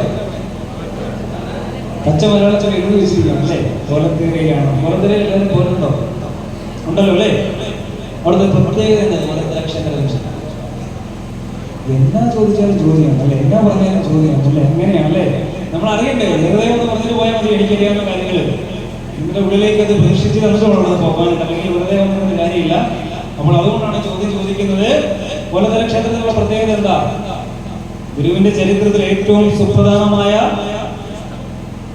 ലോക ചരിത്രത്തിൽ തന്നെ സുപ്രധാനമായ ഒരു പുണ്യകർമ്മം നടന്ന മണ്ണാണ്. നമ്മൾ ക്ഷേത്രത്തിൽ പോയി ഒരു ഓട്ടപ്രദക്ഷിണമൊക്കെ വെച്ചിട്ട് പോകുന്നല്ലേ? സത്യം. അങ്ങനെ പോയാൽ പോലെ അതൊക്കെ അറിഞ്ഞു വേണം പോകാനായിട്ട്. 1793 ഭഗവാൻ അവിടുത്തെ ഭദ്രകാളിയെ പിഴുതു മാറ്റിക്കൊണ്ട് മഹാദേവനെ പ്രതിഷ്ഠിക്കുന്നത്. കേരള ചരിത്രത്തില് അതിനു മുമ്പ് ഇപ്രകാരമുള്ള ഒരു പുനഃപ്രതിഷ്ഠ ഉണ്ടായിട്ടില്ല. അതിന് ധൈര്യമുള്ള ആരും താഴേക്ക് ഇറങ്ങി വന്നിട്ടില്ല എന്ന് വേണമെങ്കിൽ പച്ച മലയാളത്തിൽ പറയാം. 1793 ഭഗവാൻ കൊളത്തൂർ കോലത്തേരയിലെ ഭദ്രകാളിയെ എടുത്ത് മാറ്റുന്നതിന് മുമ്പ് കേരള ചരിത്രത്തിൽ ആരും ചിന്തിച്ചിട്ട് പോലുമില്ല ഇങ്ങനെ ഒരു ഇളക്കി പ്രതിഷ്ഠ. കേരളം കണ്ട ആദ്യ പുനഃപ്രതിഷ്ഠ ഏതാ? കോലത്തേരയിൽ ഭഗവാൻ ചെയ്ത. അത്ര ധൈര്യമുള്ള ആളുകൾ ആരും ഇല്ലായിരുന്നു അല്ലെ? ഒരു ഭദ്രകാളിയൊക്കെ എടുത്ത് മാറ്റിക്കൊണ്ട് ഒരു മഹാദേവനെ പ്രതിഷ്ഠിക്കാൻ തക്ക ആത്മബലമുള്ള ഒരാത്മജ്ഞാനി താഴേക്ക് ഇറങ്ങി വന്നിട്ടില്ല. ഞാൻ വെറുതെ പറയുന്നതല്ല, നിങ്ങൾ ചരിത്രം എടുത്ത് പഠിച്ചാൽ നമുക്ക് മനസ്സിലാക്കാൻ സാധിക്കും. അവിടെയാണ് നമ്മൾ ഗുരുവിന്റെ പാദങ്ങളിൽ അർച്ചന ചെയ്തു പോകുന്നത്. കാരണം എന്താ? ആ സമൂഹത്തിൽ ഉണ്ടായിരുന്ന അനാചാരങ്ങളെല്ലാം ഭഗവാൻ വേരോടെ പെഴുതു മാറ്റുകയായിരുന്നു. അന്ന് വരെയും മാടനെയും മറുതയെയും യക്ഷയെയും ജാതരെയും ചാമുണ്ടിയെയും ഒക്കെ ആരാധിച്ചു വന്നിരുന്ന സമൂഹത്തിന്റെ ഇടയിലേക്ക് ഇറങ്ങി വന്നിട്ട് ഭഗവാൻ പറഞ്ഞു, നിങ്ങളിൽ ഇവരെയൊന്നും ആരാധിക്കേണ്ട, സമുദായവും സമൂഹവും കെട്ടുപോകേണ്ട, സ്വാത്വികമായ രീതിയിലുള്ള ഒരു ആരാധന സമ്പ്രദായത്തിലേക്ക് നടന്നെടുക്കൂ എന്റെ മക്കളെ എന്ന് പറഞ്ഞുകൊണ്ടാണ് ഭഗവാൻ ആ ദേവിയെ ഇളക്കി മാറ്റിയിട്ട് മഹാദേവനെ പ്രതിഷ്ഠിച്ചു കൊടുത്തത് അല്ലേ? അതുവരെയും സ്വാത്വികമായ രീതിയിലുള്ള നാമങ്ങൾ ചൊല്ലിയിട്ടില്ലാത്ത ആളുകളുടെ ഇടയിലേക്ക് ഇറങ്ങി വന്നിട്ട് പറയുകയാണ്, നിങ്ങൾ ഇനി കോലത്തേര ഒളികൊള്ളുന്ന ബാലപ്പന ചൂടിയ വാരതിയെ പ്രാർത്ഥിച്ചോളാൻ പറഞ്ഞുകൊണ്ട് കോലതീരേശ സമം ഭഗവാൻ എഴുതി കൊടുത്തല്ലേ? ഒരു കൊച്ചുകുട്ടി അവന്റെ അമ്മയോട് അവന്റെ ആവശ്യങ്ങൾ ചോദിക്കുന്നത് പോലെ ഭക്തൻ ഭഗവാനോട് തന്റെ ആഗ്രഹങ്ങളെല്ലാം എടുത്തെടുത്ത് ഓരോന്നും പറയുന്ന രീതിയിലാണ് മലയാളത്തിലെ കൊച്ചു കൊച്ചു പദങ്ങളെ എടുത്തുകൊണ്ട് ഭഗവാൻ കോലതീരേശ സമം എഴുതി തന്നത് അല്ലേ? എല്ലാവരും ചൊല്ലാറുണ്ടല്ലോ. ചൊല്ലാൻ സാധിക്കുന്നവരുണ്ടെങ്കിൽ അവരെ സുഹൃത്തുക്കളെ എന്ന് നമുക്ക് അക്ഷരമില്ലാതെ വിളിക്കാൻ സാധിക്കും. ആ ക്ഷേത്രത്തിന് മറ്റൊരു പ്രത്യേകത കൂടിയുണ്ട്. കേരളം കണ്ട ആദ്യ പുനഃപ്രതിഷ്ഠ മാത്രമല്ലായിരുന്നു, ലോകത്തിൽ ആദ്യമായ ഒരു ഗുരുദേവ ക്ഷേത്രം ഉണ്ടായത് എവിടെ? ഗുരുദേവന്റെ പാവനമായ നാമധേയത്തിൽ കൂടിയിരിക്കുന്ന നമ്മളോട് ആളുകൾ ചോദിക്കുകയാണ്, ലോകത്തിൽ ആദ്യം ഒരു ഗുരുദേവ ക്ഷേത്രം ഉണ്ടായത് എവിടെയാണെന്ന് ചോദിച്ചാൽ നമ്മൾ കൃത്യമായിട്ട് മറുപടി പറയണ്ടേ? പറയൂ. സമ്മാനം ഉണ്ടല്ലോ അല്ലേ? സമ്മാനം തരുന്നതായിരിക്കും. ലോകത്തിൽ ആദ്യ ഗുരുദേവ ക്ഷേത്രം എവിടെ? ഞാൻ തന്നെ പറയാം, സമ്മാനം സമ്മതിക്കാം. ഇതിനെനിക്കെന്നാ കൊടുക്കുന്നു. ഞാൻ ഒരു കീർത്തനം കൊണ്ട് ചൊല്ലാം. ഈ കീർത്തനത്തിലുണ്ട് ഈ ക്ഷേത്രം പ്രതിഷ്ഠിച്ച വർഷം ഏതാണെന്ന്, ആരാണ് പ്രതിഷ്ഠിച്ചതെന്ന് അവിടെയുണ്ട്. ചൊല്ലാൻ പോകുന്ന കീർത്തനമുണ്ട്. ലോകത്തിൽ ആദ്യമായി ഒരു ഗുരുദേവ ക്ഷേത്രം ഉണ്ടായത് കൊളത്തൂർ കോലത്തേരയിലാണ്. ആരാണത് പ്രതിഷ്ഠിച്ചത്? ഏത് വർഷത്തിലാണ് നമ്മൾ അറിയണ്ടേ? നമ്മളുടെ ഡേറ്റ് ഓഫ് ബർത്ത് പോലെ തന്നെ നമ്മൾ അറിയേണ്ട കാര്യങ്ങളാണ് ഗുരുവിന്റെ കാര്യങ്ങളൊക്കെ. ഗുരു എന്താ പറഞ്ഞിരിക്കുന്നത്? ഊണിലും ഉറക്കത്തിലും ഇടവിടാതെ എല്ലായ്പ്പോഴും ചിന്തിക്കുമാറാകണമെന്ന് നമ്മൾ ഗദ്യപ്രാർത്ഥന ചൊല്ലാറില്ലേ? ഇല്ലേ? അതുപോലെ തന്നെ ഗുരുവിന്റെ ചരിത്രങ്ങൾ നമ്മൾ അറിയണം. അപ്പം ഏത് കീർത്തനത്തിലാണ്, ആരാണ് ലോകത്തിൽ ആദ്യമായി ഗുരുദേവക്ഷേത്രം നമുക്ക് വേണ്ടി പ്രതിഷ്ഠിച്ചതെന്ന് നമുക്ക് നോക്കാം.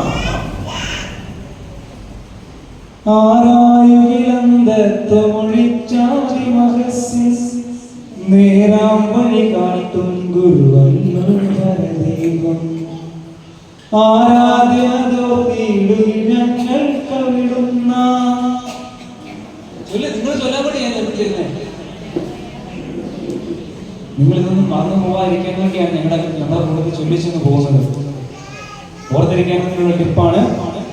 ആരായൊഴിച്ചാതി മനസ്സിൽ നേരാം വഴി കാട്ടും ഗുരുവല്ലോ പരദൈവം, ആരാധ്യതോർത്തിയിടും ഞങ്ങൾ കവിടുന്ന.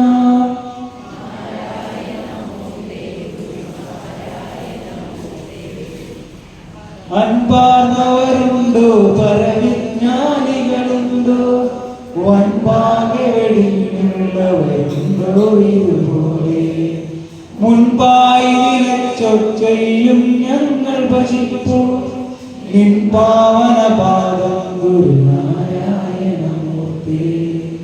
ആശാന്റെ അന്തരാത്മാവിലുണ്ടായ ഭക്തിയുടെ മൂർത്തി രൂപങ്ങളെ ആശാൻ അക്ഷരങ്ങളിലൂടെ വരച്ചിട്ടിരിക്കുകയാണ് ക്രിസ്തവത്തിലൂടെ.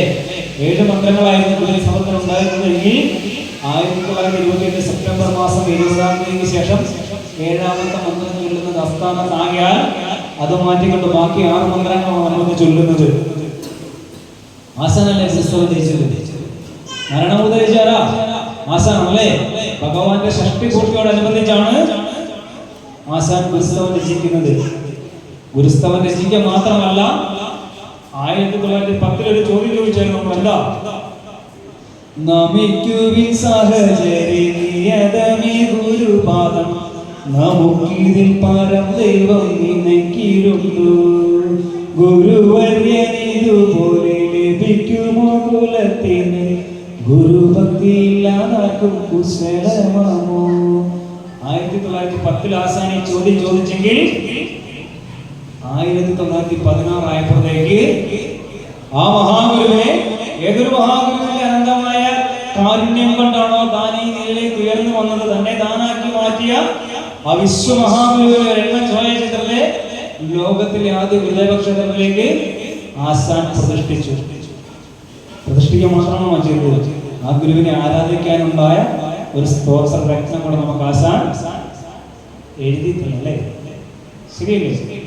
1916 ലോകത്തിൽ ആദ്യമായ ഒരു ഗുരുദേവ ക്ഷേത്രം ഉണ്ടായത്. ഞാൻ തുടക്കത്തിൽ ചോദിച്ചപ്പോൾ ഒരു ചോദ്യം പറയുകയുണ്ടായി, ഗുരുവിനെ ആരാധിക്കാൻ ഗുരു പറഞ്ഞിട്ടില്ലായിരുന്നു ഒരു ഉത്തരം കിട്ടിയല്ലേ? അങ്ങനെയാണെങ്കിൽ ആ ഗുരു ആദ്യം വിലക്കേണ്ടത് ആശാനയല്ലേ? ഭഗവാന്റെ മഹാപരിനിർവാണത്തിനും 12 വർഷങ്ങൾക്ക് മുമ്പാണ് ലോകത്തിൽ ആദ്യമായി ഒരു ഗുരുദേവ ക്ഷേത്രം ഉണ്ടായത്. ഗുരു ആശാനെ വിലക്കിയോ? നമ്മളൊരു ചരിത്രത്തിലും ഗുരു ആശാനെ വിലക്കിയതായിട്ട് കാണാൻ സാധിക്കത്തില്ല. ഗുരുവിന് വിലക്കാനും സാധിക്കത്തില്ല. കാരണം എന്താ? 1916 ലോകത്തിൽ ആദ്യമായ ഒരു ഗുരുദേവ ക്ഷേത്രം ഉണ്ടാകുന്നതെങ്കിൽ അതിനും 19 വർഷങ്ങൾക്ക് മുമ്പ് 1897 ഭഗവാൻ ശ്രീനാരായണ ഗുരുദേവൻ പറഞ്ഞു കൊടുത്തിരിക്കുന്ന ഒരു ആധ്യാത്മിക തത്വത്തിന്റെ അടിത്തറയിൽ നിന്നുകൊണ്ടാണ് ലോകമെമ്പാടും ക്ഷേത്രങ്ങൾ ഉണ്ടായിരിക്കുന്നത് ഗുരുവിന്റെ പേരിൽ. ഞാൻ അതിനാണ് ഗുരുദേവ കൃതികൾ ഉണ്ടോ എന്ന് ചോദിച്ചത്. നിങ്ങളെ കൊണ്ട് തന്നെ ആരെങ്കിലും ഇത് വായിപ്പിക്കാമെന്ന് ഓർത്തുകൊണ്ടായിരുന്നു. അത് കാണാൻ ചാൻസ്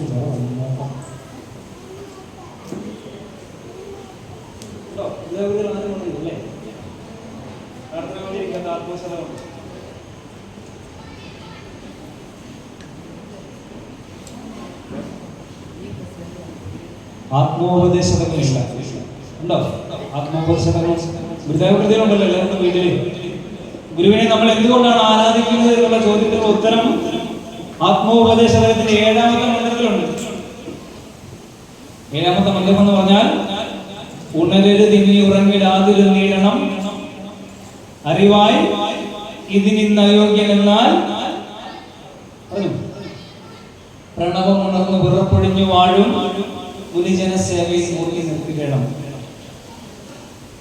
ഭഗവാൻ എഴുതി വെച്ചിരിക്കുകയാണ്, ഉണരരുതെന്നെ ഉറങ്ങിടാതിരുന്ന് നേടണം അറിവായി ഇതിനി അയോഗ്യനെന്നാൽ പ്രണവമുണർന്ന് വിറപ്പൊഴിഞ്ഞു വാഴും മുനിജന സേവയിൽ മൂർത്തി നിർത്തിയിടണമെന്ന് 1897 പറഞ്ഞ ഗുരുവിന് ഒരിക്കലും ആശാനെ വരകാൻ സാധിക്കത്തില്ല.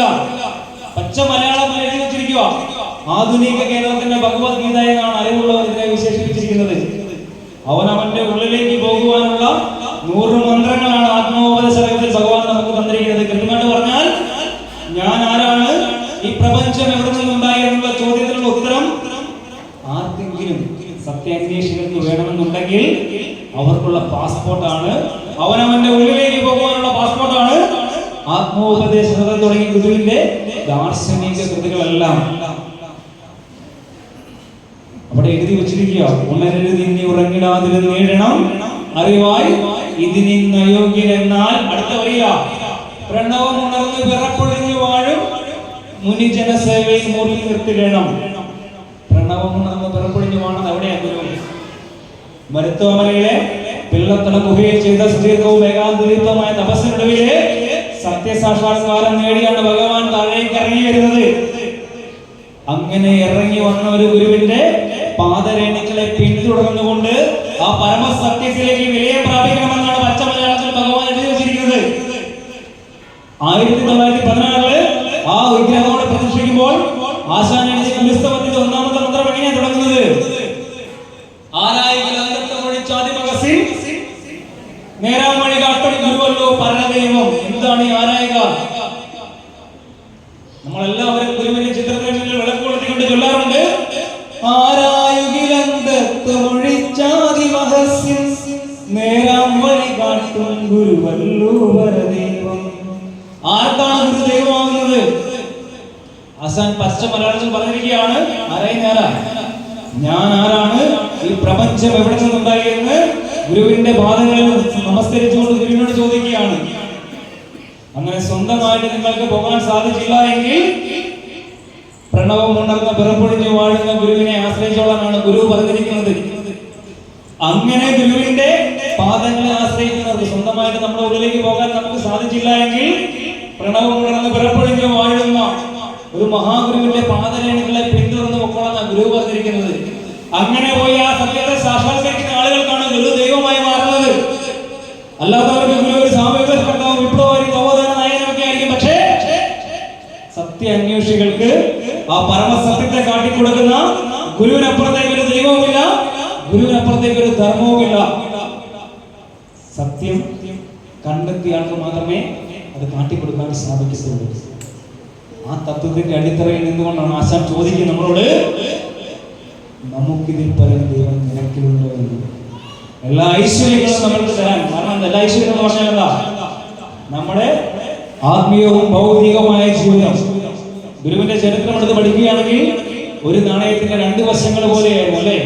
ഗുരുവിന്റെ ശിഷ്യന്മാർ തന്നെ ഗൃഹസ്ഥ ശിഷ്യന്മാരും ഉണ്ടായിരുന്നു, സന്യാസി ശിഷ്യന്മാരും ഉണ്ടായിരുന്നു. അതിൽ സന്യാസി ശിഷ്യന്മാരാണ് ഗുരുവിനോട്, ഞാൻ ആരാണ്, അല്ലയോ ഭഗവാൻ, ഈ പ്രപഞ്ചം എവിടെ നിന്നുണ്ടായി എന്നുള്ള ചോദ്യം ചോദിച്ചുകൊണ്ട് ഗുരുവിന്റെ അരികിലേക്ക് വന്നത്. അതാരൊക്കെയാ? ശിവേന്ദ്രദാസ സ്വാമി മുതൽ 1928 ആഗസ്റ്റ് മാസം 3-ാം തീയതി ഭഗവാൻ അവസാനമായി നേരിട്ട് സന്യാസ ദീക്ഷ സ്വീകരിച്ച കൊടുത്ത ആനന്ദതീർത്ഥ സ്വാമി വരെ എത്തി നിൽക്കുന്ന ഗുരുവിന്റെ സന്യാസ പരമ്പരകള് ഗുരുവിനോട് ഞാൻ ആരാണ്, ഈ പ്രപഞ്ചം എവിടെ നിന്നുണ്ടായി എന്നുള്ള ചോദ്യം ചോദിച്ചുകൊണ്ട് വന്നവരാണ്. അവരെല്ലാം ആധ്യാത്മികതയുടെ അത്യുന്നതങ്ങളിൽ വിവരിച്ച മഹാപുരുഷന്മാരായിരുന്നു. അവരൊക്കെ വേണ്ടവണ്ണം നമുക്ക് ഗുരുവിന്റെ ഗുരുസ്വരൂപത്തെ വരച്ചു തന്നിട്ടുണ്ട്. ഞാൻ ഒരു ചോദ്യം കൂടെ ചോദിക്കുകയാണ്. ഭഗവാൻ ശ്രീനാരായണ ഗുരുദേവൻ അല്ലാതെ വേറെ ഏതെങ്കിലും ഒരു അവതാര പുരുഷൻ, നിങ്ങൾ കൃത്യമായിട്ട് ഇത് കേൾക്കുക. കാരണം 170 വർഷങ്ങൾ പിന്നിട്ടിരിക്കുകയാണ് ഗുരുവിന്റെ ജയന്തി അല്ലേ. 97 വർഷങ്ങൾ കഴിയാൻ പോകുന്നു മഹാപരിനിർവാണം. ഈ വേളയിൽ പോലും പ്രണവമുണർന്ന് പിറപ്പൊഴിഞ്ഞു വാഴുന്ന ഗുരുവിന്റെ ആ ഗുരുസ്വരൂപത്തെ, ഗുരുവിന്റെ നവോത്ഥാന നായകനെയും സാമൂഹിക കർത്താവിനെയും വിപ്ലവകാരിയൊക്കെ ഈ കൊച്ചു കേരളത്തിൽ കണ്ടെത്താൻ സാധിച്ചിട്ടുണ്ട്. പക്ഷേ പ്രണവമുണർന്ന് പിറപ്പൊഴിഞ്ഞു വാഴുന്ന ഒരു ജീവൻ മുക്തന്റെ ബ്രഹ്മനിഷ്ഠന്റെ ലോകസഭ പ്രവർത്തനങ്ങളെ കണ്ടെത്താൻ അവിടുന്ന് അവതരിച്ച ഈ കൊച്ചു കേരളത്തിൽ ഇന്നും സാധിച്ചിട്ടില്ല എന്ന് പറഞ്ഞാൽ നിങ്ങൾ ആരെങ്കിലും നിഷേധിക്കുമോ? എവിടെയാണ് നമുക്ക് പിഴച്ചു പോയത്? ഭഗവാൻ സാധാരണക്കാരായ ജനങ്ങളുടെ ഇതിലേക്ക് ഇറങ്ങി വന്നതുകൊണ്ട് സാധാരണ ലൗകികമായ ഭേദചിന്തകൾ കടുപ്പപ്പെട്ട് ജീവിക്കുന്ന മനുഷ്യന്മാർ ഗുരുവിനെ, ബ്രഹ്മനിഷ്ഠനായ ഒരു ഗുരുവിനെ സാധാരണ ഒരു സ്വാമികോത്പന്നമായി മാത്രം കണ്ടു, അല്ലേ? ശരിയല്ലേ? നമ്മുടെയൊക്കെ വേദികളിൽ വന്നു എന്നും ആളുകൾ പറയും, നമ്മുടെ അറിവില്ലായ്മ കൊണ്ട് നമ്മൾ കൈയടിച്ചും പോകും. അതിലും വലിയ ഗുരുനിന്ദയുണ്ടോ? ഉണ്ടോ? ആ ഗുരുവിന്റെ ഗുരുസ്വരൂപത്തെ വേണ്ടവണ്ണം അറിയുവാനും ഗുരുവിന് വേണ്ട ആചാര നമസ്കൃതങ്ങൾ അർപ്പിക്കുവാനും നമുക്ക് സാധിക്കുന്നില്ല എങ്കിൽ നമ്മളോളം ഭാഗ്യഹീനരായിട്ടുള്ള ആളുകൾ ലോകത്ത് കാണില്ല. ഗുരുവിനെ നിത്യവും തൊടുതുണരാൻ സാധിക്കുന്നുണ്ടെങ്കിൽ ഗുരു കാട്ടിത്തന്ന നേരായ മാർഗത്തിലൂടെ നമ്മുടെ ധർമ്മം ശരിയായി അനുഷ്ഠിച്ചാൽ ഒന്നിനെയും ഭയപ്പെടേണ്ടെന്നാണ് ഗുരു പറഞ്ഞിരിക്കുന്നത്. ഒന്നിനെയും ആ ധർമ്മം പാലിച്ചുകൊണ്ട് മുന്നോട്ട് പോകാൻ സാധിക്കുന്നുണ്ട് എങ്കിൽ നമ്മളോളം ഭാഗ്യമുള്ള ആളുകൾ ലോകത്ത് കാണില്ല. കാരണം എന്താ? ഗുരുവിന്റെ ചരിത്രം എടുത്ത് പഠിക്കുമ്പോൾ ഗുരുവിനോടൊപ്പം ചേർന്നവരൊക്കെയും ചരിത്രത്തിന്റെ ഭാഗമായ വിശുദ്ധ ചരിത്രമാണ് ഭഗവാൻ ശ്രീനാരായണ ഗുരുദേവന്റെ 73 വർഷക്കാലത്തെ ചരിത്രം എന്ന് പറയുന്നത്. ശരിയല്ലേ? ഗുരുവിനോടൊപ്പം ചേർന്നവരൊക്കെയും ചരിത്രത്തിന്റെ ഭാഗമായ ചരിത്രമാണ് ഭഗവാൻ ശ്രീനാരായണ ഗുരുദേവന്റെ ചരിത്രം എന്ന് പറയുന്നത്. ഗുരു പിടിച്ച ഒരു കൈ കഴിച്ചുകൊണ്ടുണ്ടോ? അവരൊക്കെ വിഹരിച്ച മേഖലകളിൽ അവർക്ക് തുല്യമായ രീതിയിൽ അവർ ഇരിക്കുന്ന കസേരയ്ക്കൊപ്പം ഇരിക്കാൻ മറ്റാർക്കും യോഗ്യതയില്ലാത്ത തരത്തിലേക്ക് അവരെ ഭഗവാൻ ഉയർത്തിക്കൊണ്ടുപോയി. അവർ ഏതൊക്കെ മേഖലകളിലാണോ വിഹരിച്ചത് ആ മേഖലകളിലൊന്നും അവർക്കൊപ്പം ഇരിക്കാൻ യോഗ്യതയുള്ള മറ്റാരും ഇല്ലായിരുന്നു. അവർ ജീവിച്ച നൂറ്റാണ്ട് അവരുടേതാക്കി മടങ്ങാൻ അവർക്ക് സാധിച്ചു. അതുകൊണ്ടാണ് ആസാൻ എഴുതി വെച്ചത്, ഏതൊന്നിനും മൂലമല്ലോ ഗുരുകൃപ, അതിനാൽ ഭുക്തിയും മുക്തിയും മേൽ സാധിപ്പാനോർത്ത് നാരായണ ഗുരുചരണം സമ്മതം ഞാൻ തോന്നിയെന്ന് പറയുന്നത്. ആസാൻ 1916 ഗുരുവിന്റെ വിഗ്രഹമോടെ പ്രതിഷ്ഠിക്കുമ്പോൾ എണ്ണ ഛായാചിത്രമാണ് ആർട്ടിസ്റ്റ് കുഞ്ഞികൃഷ്ണക്കുറുപ്പ്, ഒരു വാതിൽക്കോട്ട സ്വദേശിയായ ആർട്ടിസ്റ്റ് കുഞ്ഞികൃഷ്ണക്കുറുപ്പ് വരച്ച ഗുരുവിന്റെ എണ്ണ ഛായാചിത്രമാണ് ലോകത്തിലെ ആദ്യ ഗുരുദേവ ക്ഷേത്രത്തിൽ പ്രതിഷ്ഠിച്ചിരിക്കുന്നത്. നിങ്ങൾ ഈ ഒരു കാര്യം കൂടെ ചിന്തിക്കണം. ആ പ്രതിഷ്ഠ 1916 സെപ്റ്റംബർ മാസം 11, 12 തീയതികളിലായിരുന്നു മാമാങ്കത്തെയും ജയിക്കുന്ന മഹോത്സവമായിട്ട് ഈ കേരളക്കര കൊണ്ടാടിയത്. രാവിലെ തുടങ്ങിയ അന്നദാനം വൈകിട്ടായി നേരിട്ടില്ല എന്നാണ് ഷഷ്ടിപൂർത്തി റിപ്പോർട്ടിൽ ആസാൻ ദേവസ്വം വെച്ചിരിക്കുന്നത്. നാടിന്റെ നാനാ ഭാഗങ്ങളിലും ഭക്തന്മാർ വളരെ സന്തോഷപൂർവ്വം കൊണ്ടാടുകയുണ്ടായ ഗുരുവിന്റെ ഷഷ്ടിപൂർത്തി. ആ അവസരത്തിലാണ് ആസാൻ ലോകത്തിൽ ആദ്യമായ ഗുരുദേവ ക്ഷേത്രം പ്രതിഷ്ഠിച്ചത്. ലോക ചരിത്രം എടുത്ത് പഠിക്കുകയാണെങ്കിൽ ആസാൻ അവിടെ ആ വിഗ്രഹം പ്രതിഷ്ഠിക്കുന്നതിന് മുമ്പ് ലോക ചരിത്രത്തിൽ ഏതെങ്കിലും ഒരു ഗുരു, ഏതെങ്കിലും ഒരു അവതാര പുരുഷൻ തന്റെ അവതാര കാലഘട്ടത്തിൽ അനേക ലക്ഷം ജനങ്ങളുടെ ഹൃദയപീഠത്തിലേക്ക് ഒരു പൂജാ വിഗ്രഹമായി പ്രതിഷ്ഠിക്കപ്പെട്ടിട്ടുണ്ടോ? ലോക ചരിത്രം, കൊച്ചു കേരളത്തിന്റെ അല്ല, ഭാരതത്തിന്റെ അല്ല, ലോക ചരിത്രം എടുത്ത് പഠിക്കുകയാണെങ്കിൽ 1916 ആസാമോടെ ആർട്ടിസ്റ്റ് കുഞ്ഞികൃഷ്ണക്കുറുപ്പ് വരച്ച എണ്ണ ഛായാചിത്രം പ്രതിഷ്ഠിക്കുന്നതിന് മുമ്പ് ഏതെങ്കിലും ഒരു അവതാര പുരുഷൻ നാനാജാതി മതസ്ഥരുടെ ഹൃദയപീഠങ്ങളിലേക്ക് പ്രതിഷ്ഠിക്കപ്പെട്ടിട്ടുണ്ടോ? ഉണ്ടോ? അവരൊക്കെ ഏതൊക്കെ ജനവിഭാഗത്തിന്റെ ഇടയിലേക്കാണോ ഇറങ്ങി വന്നത്? ഒരുപാട് അവതാര പുരുഷന്മാർ വന്നിട്ടുണ്ടല്ലേ? അവർക്കൊക്കെ അവർ ഇറങ്ങി വന്ന ജനസമൂഹങ്ങളിൽ നിന്ന് ഒരുപാട് പീഡനങ്ങളും യാതനകളും ഒക്കെ ഏറ്റുവാങ്ങേണ്ടി വന്നിട്ടുണ്ട്. പക്ഷെ ഭഗവാൻ ശ്രീനാരായണ ഗുരുദേവൻ സഞ്ചരിച്ച വഴികളിലൊക്കെയും ഭഗവാന്റെ പാദരേണുകളിലേക്ക് ഭക്തന്മാർ ഭക്തിയുടെ പാരവശ്യത്താൽ അല്ലെ പുഷ്പങ്ങൾ അർപ്പിച്ചാണ് ഭഗവാനെ സ്വീകരിച്ചത് എന്ന് ഗുരുക്ഷേത്രത്തിന്റെ 3ാമത്തെ മന്ത്രം ചൊല്ലുമ്പോൾ നമുക്ക് മനസ്സിലാകും. എന്താ ശ്രീനിവാസ്വാമി എഴുതി വെച്ചിരിക്കുന്നത്?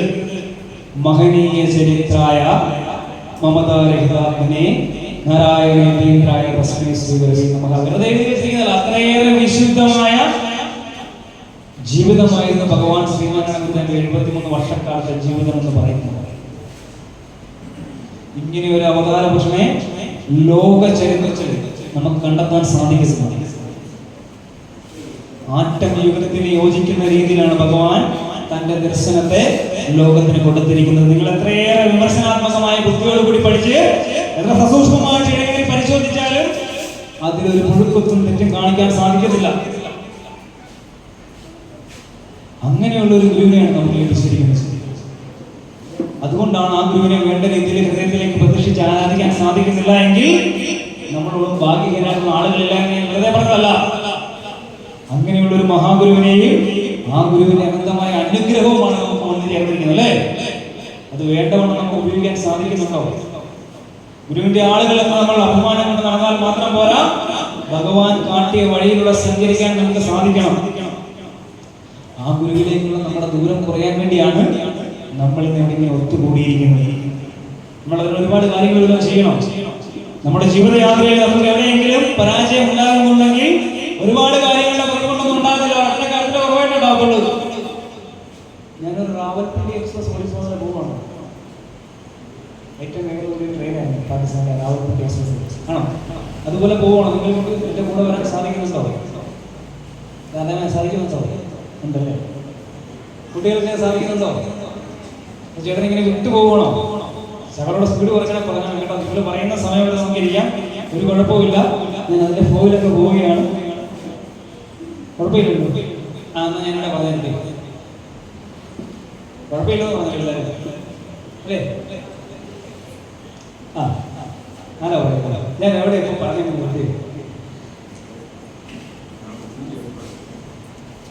പാകിസ്ഥാൻ വരെ പോയി. അവിടുന്ന് ആയിരുന്നു കൂടെ വന്നു. നിങ്ങൾ ശ്രദ്ധിക്കുന്നുണ്ടോ? നമ്മൾ അവിടെ ഇവിടെ വരെ വന്നിട്ട് നിങ്ങളോട് ഇതെല്ലാം പറഞ്ഞു പോയിട്ട് ഞാനങ്ങ് പോകുമ്പോഴല്ലേ പോകാൻ അവിടെ വരെ വന്ന കാര്യമില്ല. ഇല്ല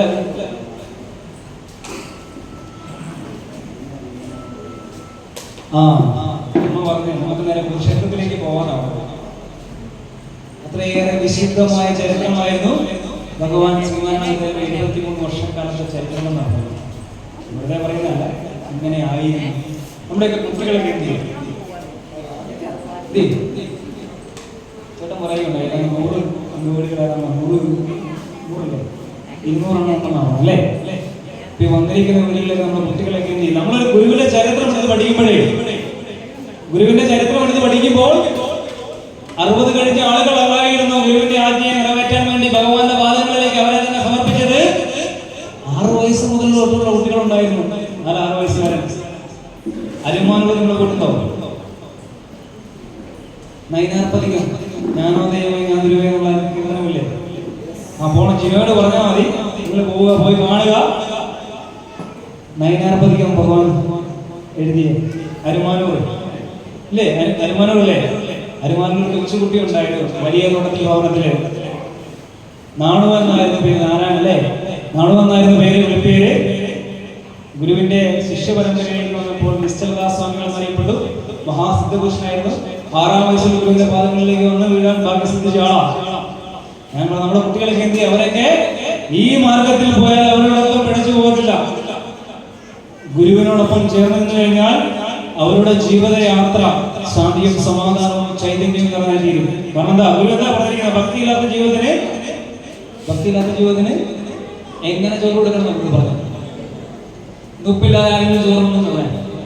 നമ്മുടെ കുട്ടികൾ ആരെങ്കിലും ഉപ്പില്ലാതെ ഉണ്ടാകാൻ നമുക്ക് ഇഷ്ടമുണ്ടോ? ഇല്ലല്ലേ? നമ്മൾ നമ്മുടെ കുട്ടികളെ കൊണ്ടുവരണം. അപ്പൊ ഗുരുവിനോടൊപ്പം ചേർന്നവരൊക്കെ ആശാൻ തന്റെ 18-ാമത്തെ വയസ്സിലാണ്, കൗമാര കാലഘട്ടത്തിലാണ് ഗുരുവിനോടൊപ്പം വന്ന് ചേരും അല്ലേ? എവിടെയെങ്കിലും ആശാൻ തെറ്റിപ്പോയോ? ചില ആളുകളൊക്കെ പറയുന്നേക്കാം പ്രസംഗത്തില് ഗുരു ആശാനെ രക്ഷിച്ചില്ലായിരുന്നു. നിങ്ങൾ കേട്ടിട്ടുണ്ടോ അങ്ങനെ? 1924 ജനുവരി മാസം 16-ാം തീയതി ആശാൻ പല്ലലിൽ കോട്ടമംഗലത്തിൽ പോയപ്പോഴത്തേക്ക് അല്ലേ, പല്ലലിൽ വെച്ച് ആശാൻ നമ്മൾ വിട്ടുപോയി അല്ലേ? അപ്പൊ ആ ചരിത്രം എടുത്തുകൊണ്ട് കുറെ ആളുകളൊക്കെ പറയുന്നേക്കാം. പക്ഷെ 18-ാമത്തെ വയസ്സിൽ ആശാൻ ഗുരുവിനോട് ചോദ്യം ചോദിച്ചു. എന്താ ആശാൻ ചോദിച്ചത്? നിങ്ങൾ കോലത്തേരി ചെന്നപ്പോൾ അവിടെ കല്ലിൽ ഇങ്ങനെ എഴുതി വെച്ചിട്ടുണ്ട് ക്ഷേത്രഭിത്തിയിൽ. ആശാൻ ഗുരുവിനോട് എന്താണ് ചോദിച്ചത്? ഒരേ ഒരു കാര്യം മാത്രമാണ് ആശാൻ ചോദിച്ചത്. ഒരുപാട് കാര്യങ്ങളൊന്നും ചോദിച്ചില്ല. ചോദിച്ച കാര്യം ഗുരു കൊടുക്കുകയും ചെയ്തു. പിന്നെ ചരിത്രം എടുക്കുമ്പോൾ എന്താ? ഒരു വിശ്വമഹാകവിയെ ലോകത്തിന് സംഭാവന ചെയ്ത ഒരു വിശ്വമഹാഗുരുവിനാണ് നമുക്ക് ചരിത്രത്തിൽ കാണാൻ സാധിക്കുന്നത്. എന്റെ 18-ാമത്തെ വയസ്സിൽ ഗുരുവിന്റെ പാദങ്ങളിലേക്ക് ഒരു പൂജാപുഷ്പമായ ആശാൻ വന്ന് വീഴുമ്പോൾ ആശാൻ ഒരേ ഒരു അഭ്യർത്ഥന മാത്രമാണ് ഗുരുവിനോട് ചോദിച്ചത്. ഇന്ന് വേണ്ടതെല്ലാം അല്ലെ, ഒരു ജീവിതയാത്ര എന്തൊക്കെയാണോ വേണ്ടത് അതെല്ലാം ഭഗവാൻ കൊടുത്താണ് ആശാനെ എവിടെ മടക്കിയത് എന്ന് ആശാന്റെ ചരിത്രം പിന്നിൽ നിന്ന് പഠിക്കുന്നത് കാണാൻ സാധിക്കും. നിങ്ങൾ ഇനി ഒന്നും കൂടെ കോലത്തേരി പോകുമ്പോൾ നമ്മളെ നോക്കണം. നമ്മൾ പ്രസാദം മേടിക്കാൻ നിൽക്കുന്നില്ല, ആ സൈഡിൽ ഇങ്ങനെ എഴുതി വെച്ചിട്ടുണ്ട് ആശാൻ എന്താണ് ഗുരുവിനോട് ചോദിച്ചത്. ഒരുപാട് കാര്യങ്ങളൊന്നും നമുക്ക് ഗുരുവിനോട് ചോദിക്കേണ്ട. കാരണം എന്താ? ചോദിക്കാതെ തന്നെ ഭഗവാൻ എല്ലാം നമുക്ക് തരുന്ന അല്ലെ? ഗുരുവിന്റെ ചരിത്രം പഠിക്കുമ്പോൾ നമുക്കറിയാം, ചോദിക്കാതെ തന്നെ ഭഗവാൻ ഭക്തന്മാരെ അനുഗ്രഹിച്ച ചരിത്രമാണ്. അതുകൊണ്ടാണ് ചൈതന്യ സ്വാമികളും ഭക്തവത്സലായ നമഃ എന്നുള്ള ഒരു മന്ത്രം എഴുതി വെച്ചിരിക്കുന്നത് വെറുതെ അല്ല. ഓം കാരുണ്യ സമ്പൂർണ്ണായ നമഃ എന്ന് എഴുതി വെച്ചിരിക്കുന്നത് വെറുതെ അല്ല. ചോദിച്ചത് ഭഗവാനോട് സമസ്യ പറഞ്ഞത് പൂരിപ്പിക്കാൻ പറഞ്ഞു. ഓർമ്മ വന്നോ? ഒരുപാട് ആളുകളൊക്കെ ഉണ്ടായിരുന്നു. ആ അവസരത്തിൽ ഭഗവാൻ ശ്രീനാരായണ സമസ്യ കൊടുത്തിട്ട് ആശാനെ പറഞ്ഞത് പൂരിപ്പിക്കാൻ. ഭഗവാൻ കൊടുത്ത സമസ്യയായിരുന്നു കോലത്തുകര കുടികൊണ്ടരുളും ബാലപ്പുര ചുടിയ വാരുതി. ഇത്രയും മാത്രമേ ഭഗവാൻ പറഞ്ഞുള്ളൂ. ഇതിന് ബാക്കി പൂരിപ്പിക്കാൻ ആ കൗമാരക്കാരനായ ആശാനോട് പറഞ്ഞു. ആശാൻ അടുത്ത വഴിയിൽ പറയുകയാണ്, കാലൻ കനിവറ്റ് കുറിച്ചു വിടും നോലപ്പടിയിൽ എന്നെ അയക്കരുത്. കാലൻ കനിവറ്റ് കുറിച്ചു വിടും നോലപ്പടിയിൽ എന്നെ അയക്കരുത് എന്റെ ഭഗവാനെ എന്ന് 18ാമത്തെ വയസ്സിൽ ആശാൻ ഗുരുവിനോട് അഭ്യർത്ഥന വരിക. 2ാമത്തെ വയസ്സിൽ കാരണം ഒരുപാട് മരണഭയം ആശാനെ അരട്ടിയെന്ന് നമുക്ക് ചരിത്രത്തിൽ പഠിക്കുമ്പോൾ കാണാൻ സാധിക്കും. കാലന്റെ കയ്യിൽ നിന്നും ഓലപ്പടി വാങ്ങിച്ച് അല്ലെ മാറ്റി വെച്ചിട്ടാണ് 18ാമത്തെ വയസ്സിൽ ആശാനെ വിശ്വത്തിന്റെ ഹൃദയത്തിലേക്ക് വിശ്വഗുരു പ്രകടിപ്പിക്കുന്നത്. ചരിത്രം എടുത്ത് പഠിക്കുമ്പോൾ നമുക്ക് കാണാൻ സാധിക്കും. ആശാൻ വെറുതെ എഴുതിയിരിക്കുന്നത് ഗുരുവായൂർ ദശകത്തിൽ 1909 മാതാവെ പോലെ മനസ്സിൽ കയറുന്ന ജനകനെ പോലെ ക്ഷേമചിന്ത എന്ന് വെറുതെ എഴുതി വെച്ചിരിക്കുന്നതല്ല. ഗുരുവിന്റെ അനന്തമായ അനുഗ്രഹം ഉണ്ടെങ്കിൽ അസാധ്യമായിട്ടുള്ള ഒന്നുമില്ല എന്നുള്ള ഉത്തമ ബോധ്യത്തോടു കൂടി തന്നെയാണ് ആശാൻ ഇതെല്ലാം എഴുതി വെച്ചിരിക്കുന്നത്. അങ്ങനെയുള്ള ഒരു മഹാഗുരുവിനെയാണ് നമുക്ക് ലഭിച്ചിരിക്കുന്നത്. വീണ്ടും വീണ്ടും പറയുക, മറ്റാർക്കും ഇങ്ങനെ ഒരു ഭാഗ്യം ഉണ്ടാക്കില്ല. ഒരു വിശ്വമഹാഗുരു അവതരിച്ച കുലത്തിലാണ് നമ്മൾ വന്ന് പറഞ്ഞിരിക്കുന്നത്. ഗുരുക്കന്മാർ ലോകത്തിൻ്റെതാണെങ്കിലും ഭഗവാൻ അവതരിച്ച കുലം നമ്മുടെ കുലമാണ്.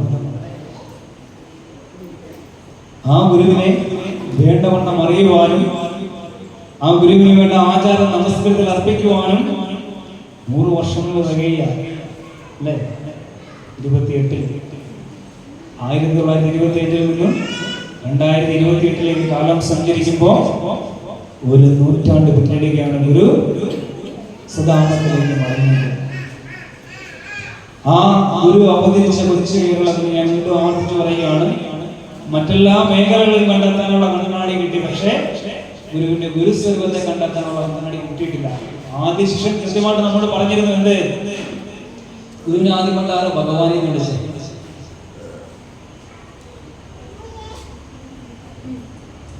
ഗുരുവിനെ ആദ്യമായിട്ട് ആരാ ഭഗവാനെ വിളിച്ചത്? ഏതൊരു പുണ്യഭൂമിയിൽ നിന്നാണോ ഭഗവാൻ ആദ്യമായി ബ്രഹ്മവിദ്യ പകർന്നു കൊടുത്തത്, അറിയപ്പെടുന്ന ഇത് മാരായമുള്ള സ്വദേശിയായിരുന്നു ഗുരുവിന്റെ സന്യാസിഷ്യന്മാരിൽ പ്രഥമ ശിഷ്യപദം അലങ്കരിക്കാൻ ഭാഗ്യം സിദ്ധിച്ച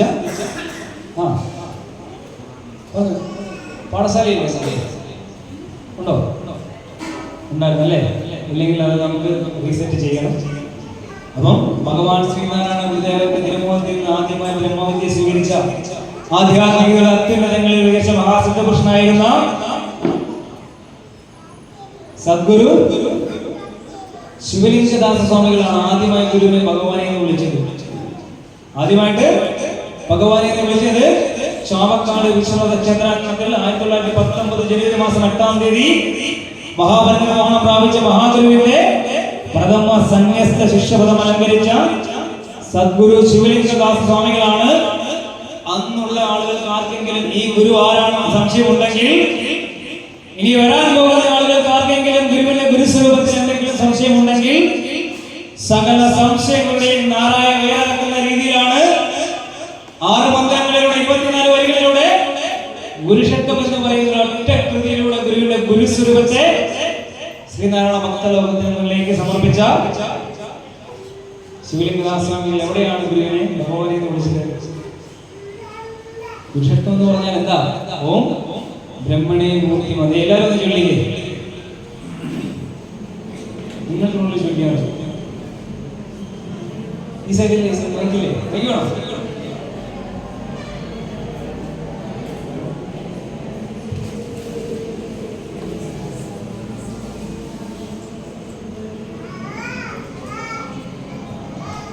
രണ്ടാമത്തെ വരി എത്തി വരില്ലേ? ഇവിടെ ഒന്നാമത്തെ വരി കഴിഞ്ഞ് നമുക്ക് പോരുന്നുണ്ടല്ലേ? അല്ലെങ്കിൽ ഞാൻ തന്നെ ചൊല്ലാം, അതായിരിക്കും നല്ലത്. ഓം ബ്രഹ്മണേ മൂർത്തിമതി സുധാനാം ശ്രുതികേതവേ നാരായണ യതീന്ദ്രായ നാമവും രൂപവും ഇല്ലാത്ത ബ്രഹ്മം നാമവും രൂപവും സ്വീകരിച്ച് വന്നതാണ് നാരായണമൂർത്തി എന്നാണ് ഒന്നാമത്തെ മന്ത്രത്തിന്റെ ആദ്യത്തെ വരിയിൽ തന്നെ പറയുന്നത് അല്ലേ?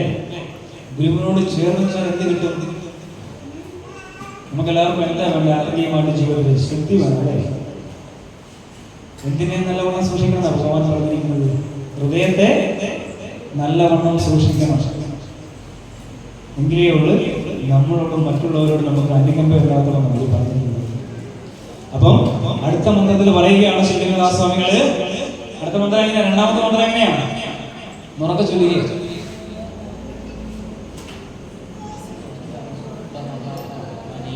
നാരായണ തസ്മൈ ശ്രീ ഗുരവേ നമഃ.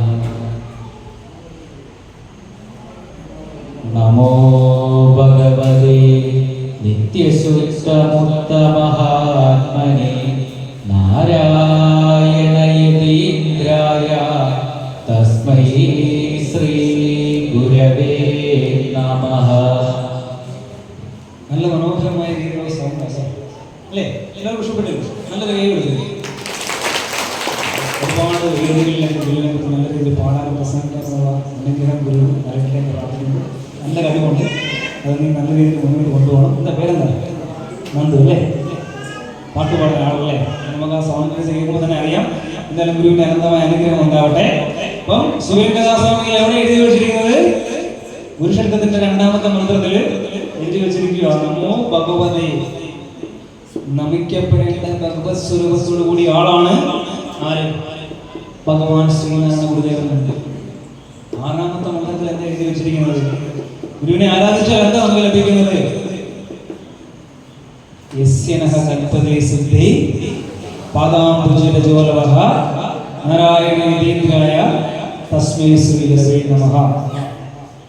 ഗുരു ഇങ്ങനെ നടന്നു പോകുമ്പോൾ നമ്മൾ ആ പാദരേണുകളെ പിന്തുടർന്നുകൊണ്ട് ഇങ്ങനെ പോകുമ്പോൾ ഗുരു ചവിട്ടിയ മണ്ണ് നമ്മുടെ പാദങ്ങളിലോ അല്ലെങ്കിൽ ഭഗവാന്റെ പാദങ്ങളിൽ നമ്മൾ നമസ്കരിക്കുമ്പോൾ നമ്മുടെ ശിരസിലോ ഒന്ന് വന്ന് പതിഞ്ഞാൽ മാത്രം മതിയെന്നാണ് പറഞ്ഞത്. ഗുരു നോക്കേണ്ട, ഗുരു അനുഗ്രഹിക്കേണ്ട, ഭഗവാൻ നടന്ന മണ്ണ് മാത്രം മതിയെന്നാണ് പറഞ്ഞിരിക്കുന്നത്. അതുകൊണ്ടാണ് തുടക്കത്തിൽ പറഞ്ഞത്, നിങ്ങൾ അരിവപ്പുറത്തും ഗുരുവുമായിട്ട് ബന്ധപ്പെട്ട സ്ഥലങ്ങളിൽ പോകുമ്പോഴത്തേക്ക് വൃജനഹാരിണിയായ മണ്ണാണ് എന്ന് ശിവലിംഗദാസ്വാമി കുറിച്ച് ആറാമത്തെ മണ്ഡലത്തിൽ നമ്മൾ പറഞ്ഞിട്ടുണ്ട്. വെറുതെ പറഞ്ഞിരിക്കുന്നതല്ല, ഇത് നോക്കുക പോലും വേണ്ട. ഭഗവാന്റെ പാദങ്ങളിൽ പറ്റിയിരിക്കുന്ന താമരപ്പൂവിന്റെ പൊടിക്ക് സമാനമായ ഒരു കണിക മതി ഒരുവന്റെ ജീവിതം സർവൈശ്വര്യ സമ്പൽ സമൃദ്ധമായി തീരുക. അവസാനമാചാര ഗുരുവിനെ ഭഗവാനെ വിളിച്ചു ചോദ്യങ്ങളുടെ നീണ്ട ഒരു പരമ്പരയായിരുന്നു അല്ലെ? ആദ്യം മുതൽ അവസാനം വരെ ആരായിരുന്നു? ഗുരുവിനെ അവസാനമായിട്ട് ഭഗവാനെ എന്ന് വിളിച്ചു. പക്ഷെ ആ വിളി കേൾക്കാൻ ഭഗവാന്റെ ആ ദിവ്യ സാന്നിധ്യം, ദിവ്യ കളയപരം ഇവിടെ ഇല്ലായിരുന്നു. ഇതിന് വലിയൊരു ബോധ്യം തരാനില്ല. ഈ പ്രഭാഷണ പരമ്പര ഇന്നുവരെയുള്ള 21-ാം തീയതി വരെയുണ്ടല്ലേ? 21-ാം തീയതി വരെയുണ്ടല്ലോ. 21-ാം തീയതി ഒരു 3:30 ആകുമ്പോഴത്തേക്ക് നിങ്ങളെല്ലാവരും കൂടെ ഒരുമിച്ച് ചൊല്ലാൻ തുടങ്ങി. ആദ്യ ശിഷ്യൻ രണ്ടാമത്തെ മന്ത്രത്തിലാണ് വിളിച്ചത്. അത് ആധ്യാത്മികത അത്യുന്നതങ്ങൾ ഗ്രഹിക്കുന്ന മഹാപുരുഷനായിരുന്നുവെങ്കിൽ രണ്ടാമത്തെ ശിഷ്യൻ നേരെ ഉത്തരവും ദക്ഷിണവും പോലെ ധ്രുവങ്ങളാണ്. കേരളത്തിലെ യുക്തിവാദ പ്രസ്ഥാനത്തിന്റെ ഉപജ്ഞാതാവും തൊഴിലാളി പ്രസ്ഥാനത്തിന്റെ ജനേതാവും കേരളം കണ്ട ഒരു വിപ്ലവത്തിന്റെ അഗ്നിപർവ്വതമായിരുന്ന, ഞാൻ എന്റെ സകല യുക്തിവാദങ്ങൾ മാറ്റിവെക്കാം, എന്റെ ഗുരുസ്വാമിസ്വാദങ്ങളെ ഒരു നിമിഷം പോലും മാറ്റിവെക്കാൻ സാധിക്കത്തില്ല എന്ന് ലോകത്തോട് വിളിച്ചു പറഞ്ഞ ശേറായുടെ മണ്ണിൽ നിന്ന് ഭഗവാൻ കൈപിടിച്ചുയർത്തിയ ഇതിൽക്കുള്ളിൽ ഞാൻ എന്ത് പറയാനാണ്? സഹോദരൻ അയ്യപ്പൻ അല്ലേ? സഹോദരൻ അയ്യപ്പനാണ്. ചെറിയ ആളാണോ? അയ്യപ്പനെ പോലെ ഒരു യുക്തിവാദി അന്നുമില്ല, ഇന്നും കേരളക്കരയില്ല. ആ അയ്യപ്പനാണ് എഴുതി വച്ചിരിക്കുന്നത്,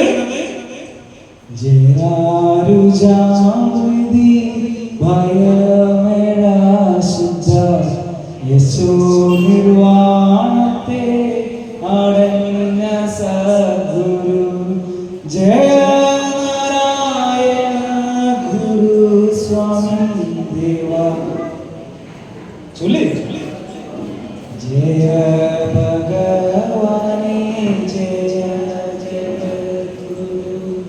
നോക്കണേ, ഒരാൾ ആധ്യാത്മിക അത്യുന്നതങ്ങളെ വിവരിച്ച മഹാപുരുഷനായിരുന്നു ശിവലിംഗസ്വാമികൾ. ആദ്യമായിട്ട് ഗുരുവിനെ ഭഗവാനെ എന്ന് വിളിച്ചതെങ്കിൽ വിപ്ലവത്തിന്റെ ഒരു അഗ്നിപർവ്വതമാണ്. അവസാനമായിട്ട് ഗുരുവിന്റെ നേരെ ശിഷ്യന്മാരിൽ ഗുരുവിനെ ഭഗവാനെ എന്ന് വിളിച്ചത്. അയ്യപ്പൻ 1967 ഇരിങ്ങാലക്കുട അടുത്തൊരു ഗുരുദേവ ക്ഷേത്രത്തില് നമസ്കരിക്കുന്ന ഒരു ചിത്രം മാതൃഭൂമി പത്രത്തിൽ വന്നു.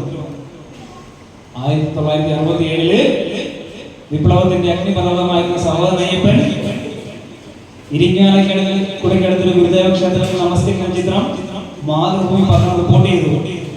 വലിയ യുക്തിവാദിയാണെന്നൊക്കെ പറഞ്ഞ്, നിരീശ്വരവാദിയാണെന്നൊക്കെ പറഞ്ഞിരിക്കുന്ന അയ്യപ്പൻ ഗുരുവിന്റെ മുന്നിൽ വന്ന് നമസ്കരിക്കുകയാണ്.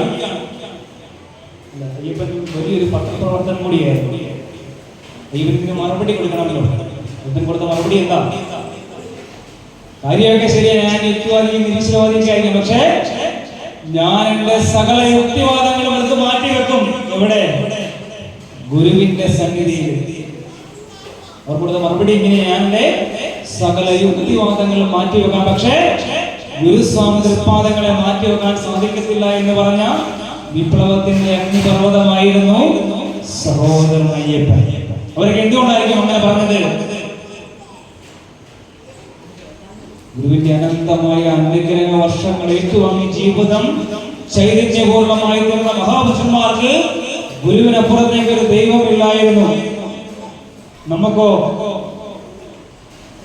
വേണ്ടവണ്ണം ഗുരുവിനെ കുറിച്ച് അറിയുവാനും നാം ഇന്ന് അനുഭവിക്കുന്ന സർവത്ര സ്വാതന്ത്ര്യത്തിന്റെയും കാരണഭൂതനായ മഹാഗുരുവിനെ നമ്മുടെയൊക്കെ നിർമ്മലമായ ഹൃദയപീഠങ്ങളിലേക്ക് പ്രതിഷ്ഠിക്കുവാനും ഭഗവാന്റെ മഹാപരിനിർവാണം 97 വർഷങ്ങൾ പിന്നിടുന്ന വേളയിൽ പോലും സാധിച്ചിട്ടില്ല എന്ന് പറഞ്ഞാൽ എത്ര ആളുകൾക്ക് എന്നെ വിമർശിക്കാൻ സാധിക്കും? ശരിയല്ലേ? നമ്മളൊക്കെ ഇന്നും ഭഗവാൻ കൊടുക്കി അറിയപ്പെടുന്ന നിൽക്കുക. 1916 ആസാൻ പ്രതിഷ്ഠിച്ച കോലത്തുകരയിലേക്ക് വരാൻ നമുക്ക് സാധിച്ചിട്ടുണ്ടോ? സങ്കല്പ ലോകത്ത് നിൽക്കുന്ന തത്വഗായകന്മാരായ ദേവീ ദേവതലങ്ങളിലേക്ക് നമ്മൾ ഓടി നടക്കുക. എല്ലാം തരുവാൻ തക്ക ശക്തിയുള്ള ഒരു മഹാഗുരുവിനെയും ആ മഹാഗുരുവിന്റെ അനന്തമായ അനുഗ്രഹങ്ങൾ ലഭിച്ചിട്ടും അതൊന്നും കാണുവാൻ കണ്ണില്ലാതെ നമ്മൾ ഓടി നടക്കുകയാണ്. എവിടെ പോയാലാണ് സുഖം കിട്ടുന്നത് പറഞ്ഞുകൊണ്ട്. എനിക്ക് ആദ്യമായിട്ടും അവസാനമായിട്ടും നിങ്ങളോട് പറയാനുള്ളത്, ഭഗവാൻ ശ്രീനാരായണ ഗുരുദേവന്റെ പാദാരവിന്ദങ്ങളിൽ സാഷ്ടാംഗം പ്രണമിച്ചുകൊണ്ട് ഗുരുവിനോട് പ്രാർത്ഥിച്ചാൽ ലഭിക്കാത്തതൊന്നും മറ്റൊരു സ്ഥലത്ത് നിന്ന് നിങ്ങൾക്ക് ലഭിക്കില്ല.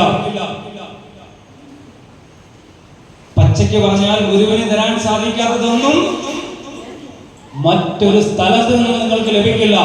ഈ മറ്റു സ്ഥലങ്ങളിലേക്ക് പോകാൻ പാദങ്ങൾക്ക് കരുത്ത് പകർന്നത് ഗുരുവിന്റെ തപസ്സാണ്. ആ തപസ്സിനെ മറന്നുകൊണ്ടുള്ള യാത്ര എന്ന് പറഞ്ഞാൽ ഇരുട്ടിൽ നിന്നും ഇരുട്ടിലേക്കുള്ള യാത്രയായിരിക്കും. നമ്മളുടെ ജീവിത യാത്രയിൽ എവിടെയെങ്കിലും പരാജയം ഉണ്ടാകുന്നുണ്ടോ എങ്കിൽ അത് എന്തുകൊണ്ടാണ് എന്ന് ആശാൻ പറഞ്ഞിട്ടുണ്ട് നമ്മോട്. നമ്മുടെ ജീവിതയാത്ര സംസാര സാഗരത്തിന് മറുകരയെത്താൻ നമുക്ക് ഒരുപാട് ദുഃഖങ്ങളും ദുരിതങ്ങളും ഒക്കെ തരണം ചെയ്യേണ്ടതായിട്ട് വരും, അല്ലേ? അങ്ങനെ പോകുമ്പോൾ അത് എന്തുകൊണ്ടാണ് അത് കൂടുന്നത് എന്ന് ആശാൻ കൃത്യമായിട്ട് പച്ച മലയാളത്തിൽ പറഞ്ഞിട്ടുണ്ട്. നമ്മൾ സാധാരണ എന്ത് ചെയ്യും? എന്തെങ്കിലും ഒരു സംഭവം ഉണ്ടെങ്കിൽ നമ്മൾ ഒന്നരെ പോവുകയാണ് മറ്റു സ്ഥലങ്ങളിലേക്ക്, അല്ലേ? ഓടിപ്പോയി ഒരുപാട് പൈസയിലേക്ക് കടം മേടിച്ചാണെങ്കിലും നമ്മൾ കൊണ്ട് പണം കൊടുത്തിട്ട് പൈസയും പോകും, കാര്യവും നടക്കത്തില്ല. നിങ്ങൾക്കറിയാമോ, നമ്മൾ ഇന്ന് ചെമ്പഴന്തിയിൽ ചെന്ന് ഭഗവാൻ ശ്രീനാരായണ ഗുരുദേവനെ നമസ്കരിക്കുമ്പോൾ ഗുരുവിന്റെ കാലഘട്ടത്തിൽ അവരുടെ പൂർവികരായിട്ടുള്ള ആളുകൾ ചെമ്പഴന്തി മണക്കൽ ക്ഷേത്രം എന്നാണ് നിങ്ങൾ കേട്ടിരിക്കുന്നത്, അല്ലേ? ശരിയല്ലേ? ചെമ്പഴന്തി മണക്കൽ ഭഗവതി ക്ഷേത്രം എന്നാണ് നമ്മൾ കേട്ടിരിക്കുന്നത്. അരിയപ്പുറം മുതൽ ഓംകാരേശ്വരം വരെ എന്നുള്ള ആ പുസ്തകത്തിനകത്തുണ്ട് ചെമ്പഴന്തി മണക്കൽ ഭഗവതി ക്ഷേത്രം. ഇപ്പൊ ഈ കഴിഞ്ഞ ഇടയ്ക്ക് ആരെങ്കിലും ഒരു ചെമ്പഴന്തിയിൽ പോയിട്ടുണ്ടോ? അവിടെ ഒരു വർഷം മുമ്പ് പോയിട്ടുണ്ടോ? ഈ അടുത്ത ഇടയ്ക്കല്ല, ഇപ്പോഴുണ്ടോ? അപ്പൊ നമ്മൾ അവിടെ ചെന്നപ്പോഴത്തേക്ക് നമ്മൾ നേരെ കവാടം കയറി ഇറങ്ങി ചെല്ലുന്നു. റൈറ്റ് സൈഡിലേക്ക് ബസ് പാർക്ക് ചെയ്യും. നമ്മൾ നേരെ ലെഫ്റ്റ് സൈഡിലൂടെ കയറി വരുമ്പോഴത്തേക്ക് മുത്തിച്ചി പ്ലാവിനെ റൈറ്റ് സൈഡിൽ കാണാം, ഓഫീസ് കാണാം. അവിടെ നേരത്തേക്ക് കഴിയുമ്പോഴത്തേക്ക് വലിയൊരു കൊടിമരം കാണാം അല്ലേ? നേരത്തെ മനസ്സിൽ കൊടിമരം വന്നോ? കൊടിമരത്തിന്റെ അകത്തേക്ക് നമ്മൾ കയറുമ്പോഴത്തേക്ക് നേരെ ചെന്ന് നമസ്കരിക്കുന്ന ആരെയാണ്? നമ്മൾ നേരെ അകത്തേക്ക് ചെല്ലുമ്പോൾ അവിടെ നമസ്കരിക്കുന്ന ആരെയാണ്? ഇതൊക്കെ മനസ്സിൽ ഓർക്കണം. അവിടെ പോകുമ്പോഴത്തേക്ക് പെട്ടെന്ന് മറന്നു പോകരുത്. ഭഗവാൻ ശ്രീനാരായണ ഗുരുദേവന്റെ ഒരു പഞ്ചലോഹ വിഗ്രഹമാണ് അവിടെ പ്രതിഷ്ഠിച്ചിരിക്കുന്നത്.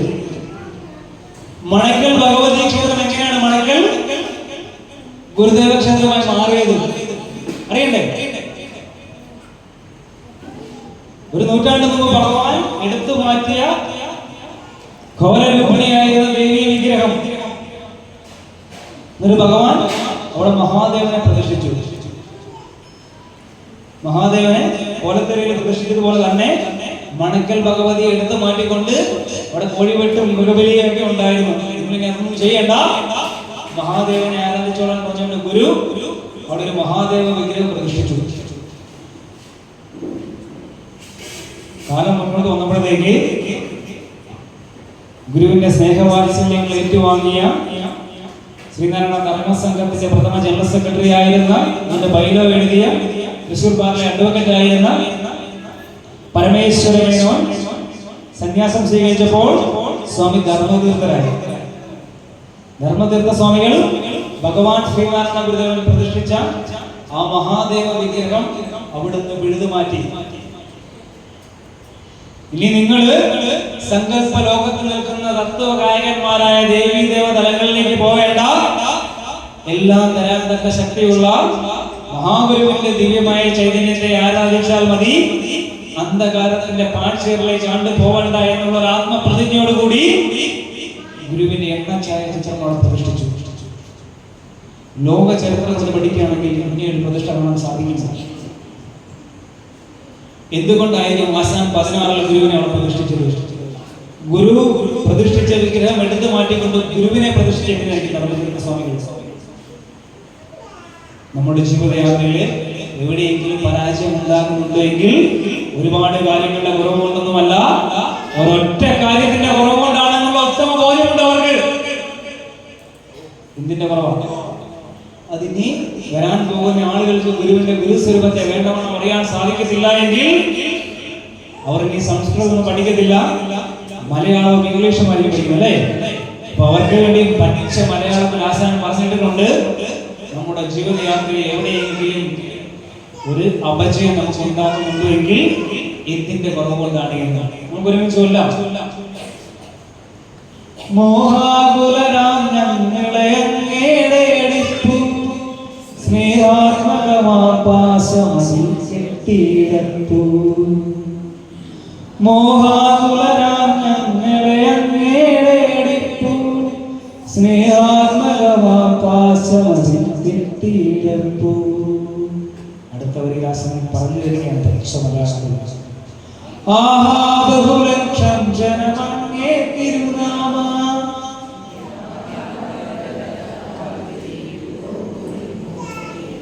ആഹാ ബഹുലക്ഷം ജനമങ്ങേ തിരുനാമ.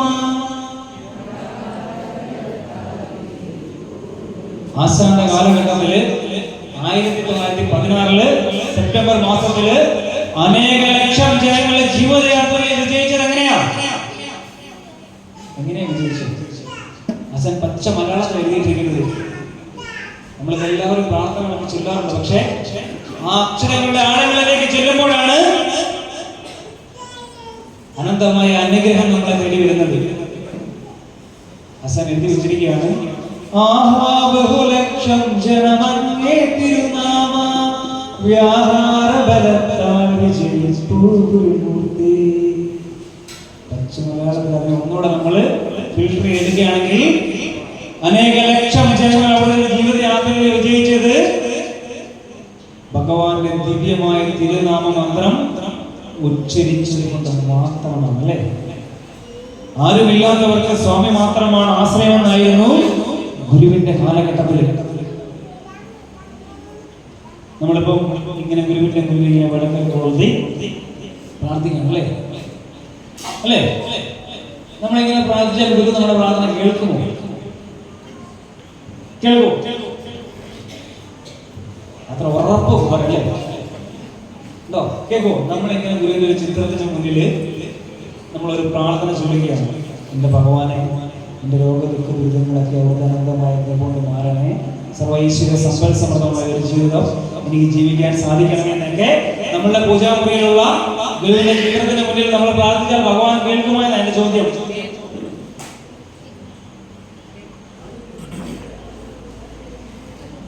ഞാൻ പറഞ്ഞത് എനിക്ക് കേൾവിക്കുറവാണ്. തുടക്കത്തിൽ ഞാൻ ജാമ്യം എടുത്തിട്ടുണ്ട്. ഞാൻ പറഞ്ഞ എനിക്ക് അത്ര കേൾവിക്കുറവാണ്. നമ്മൾ ഉറക്കെ പറഞ്ഞ് ഞാൻ പറഞ്ഞില്ല. ഈ സൈഡ് മാത്രമുള്ളൂ അല്ലേ.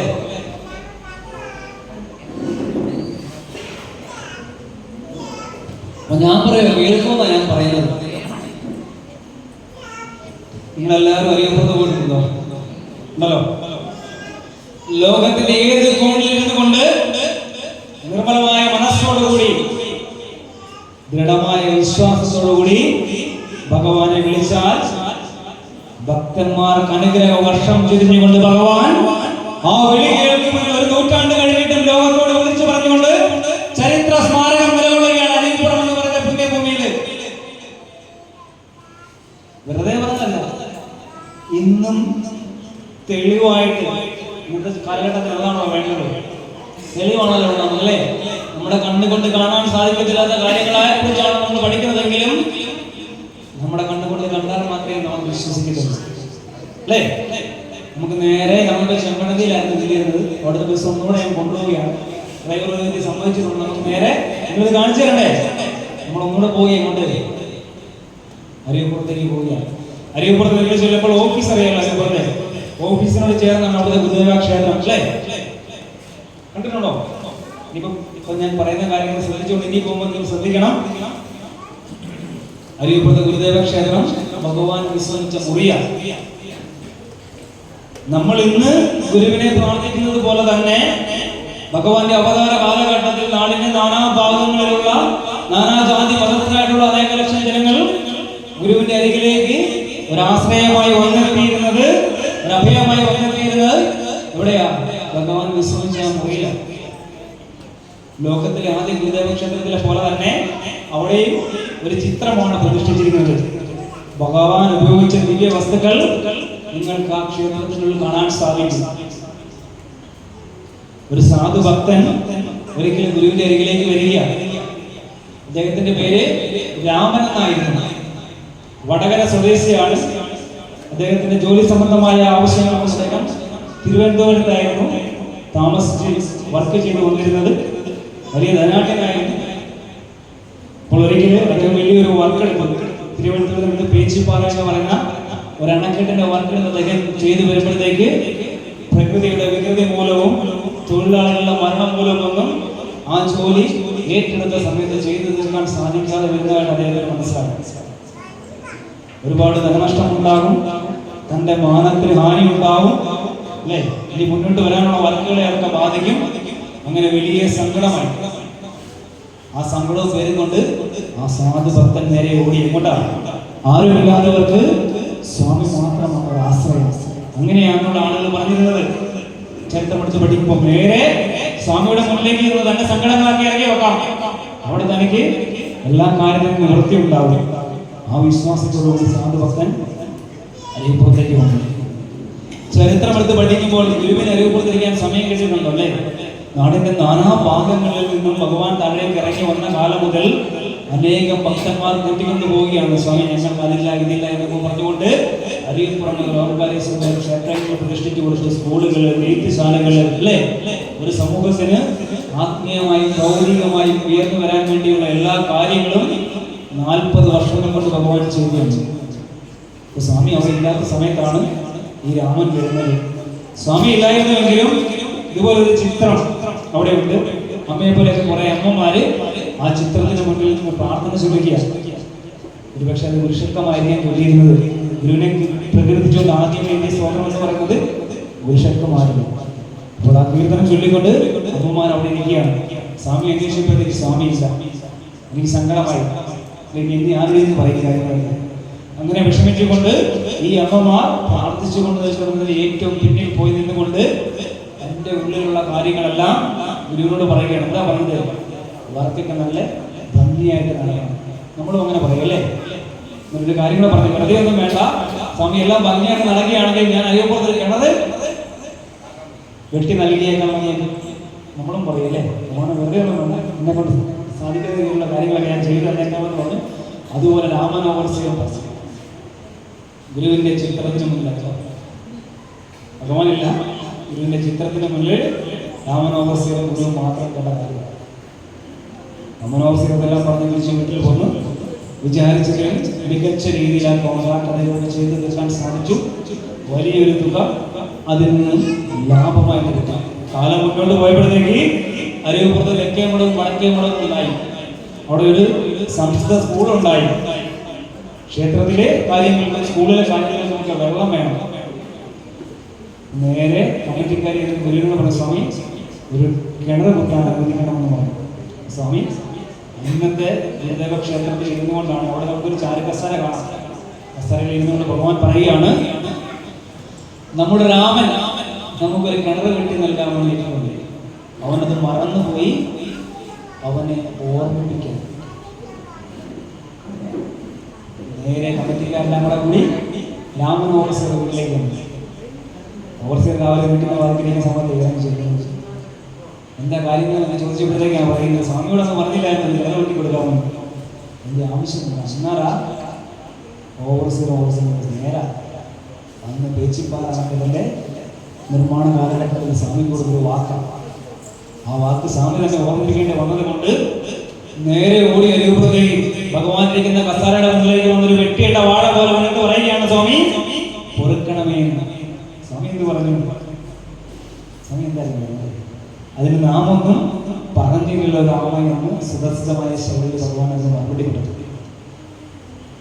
ആ പശ്ചാത്താപത്തില് പ്രായചിത്തമായി 2 കിണറുകൾ, ഒരു കിണറാണ് താൻ പറഞ്ഞതെങ്കിൽ ഒന്നിന് പകരം 2 കിണറുകൾ.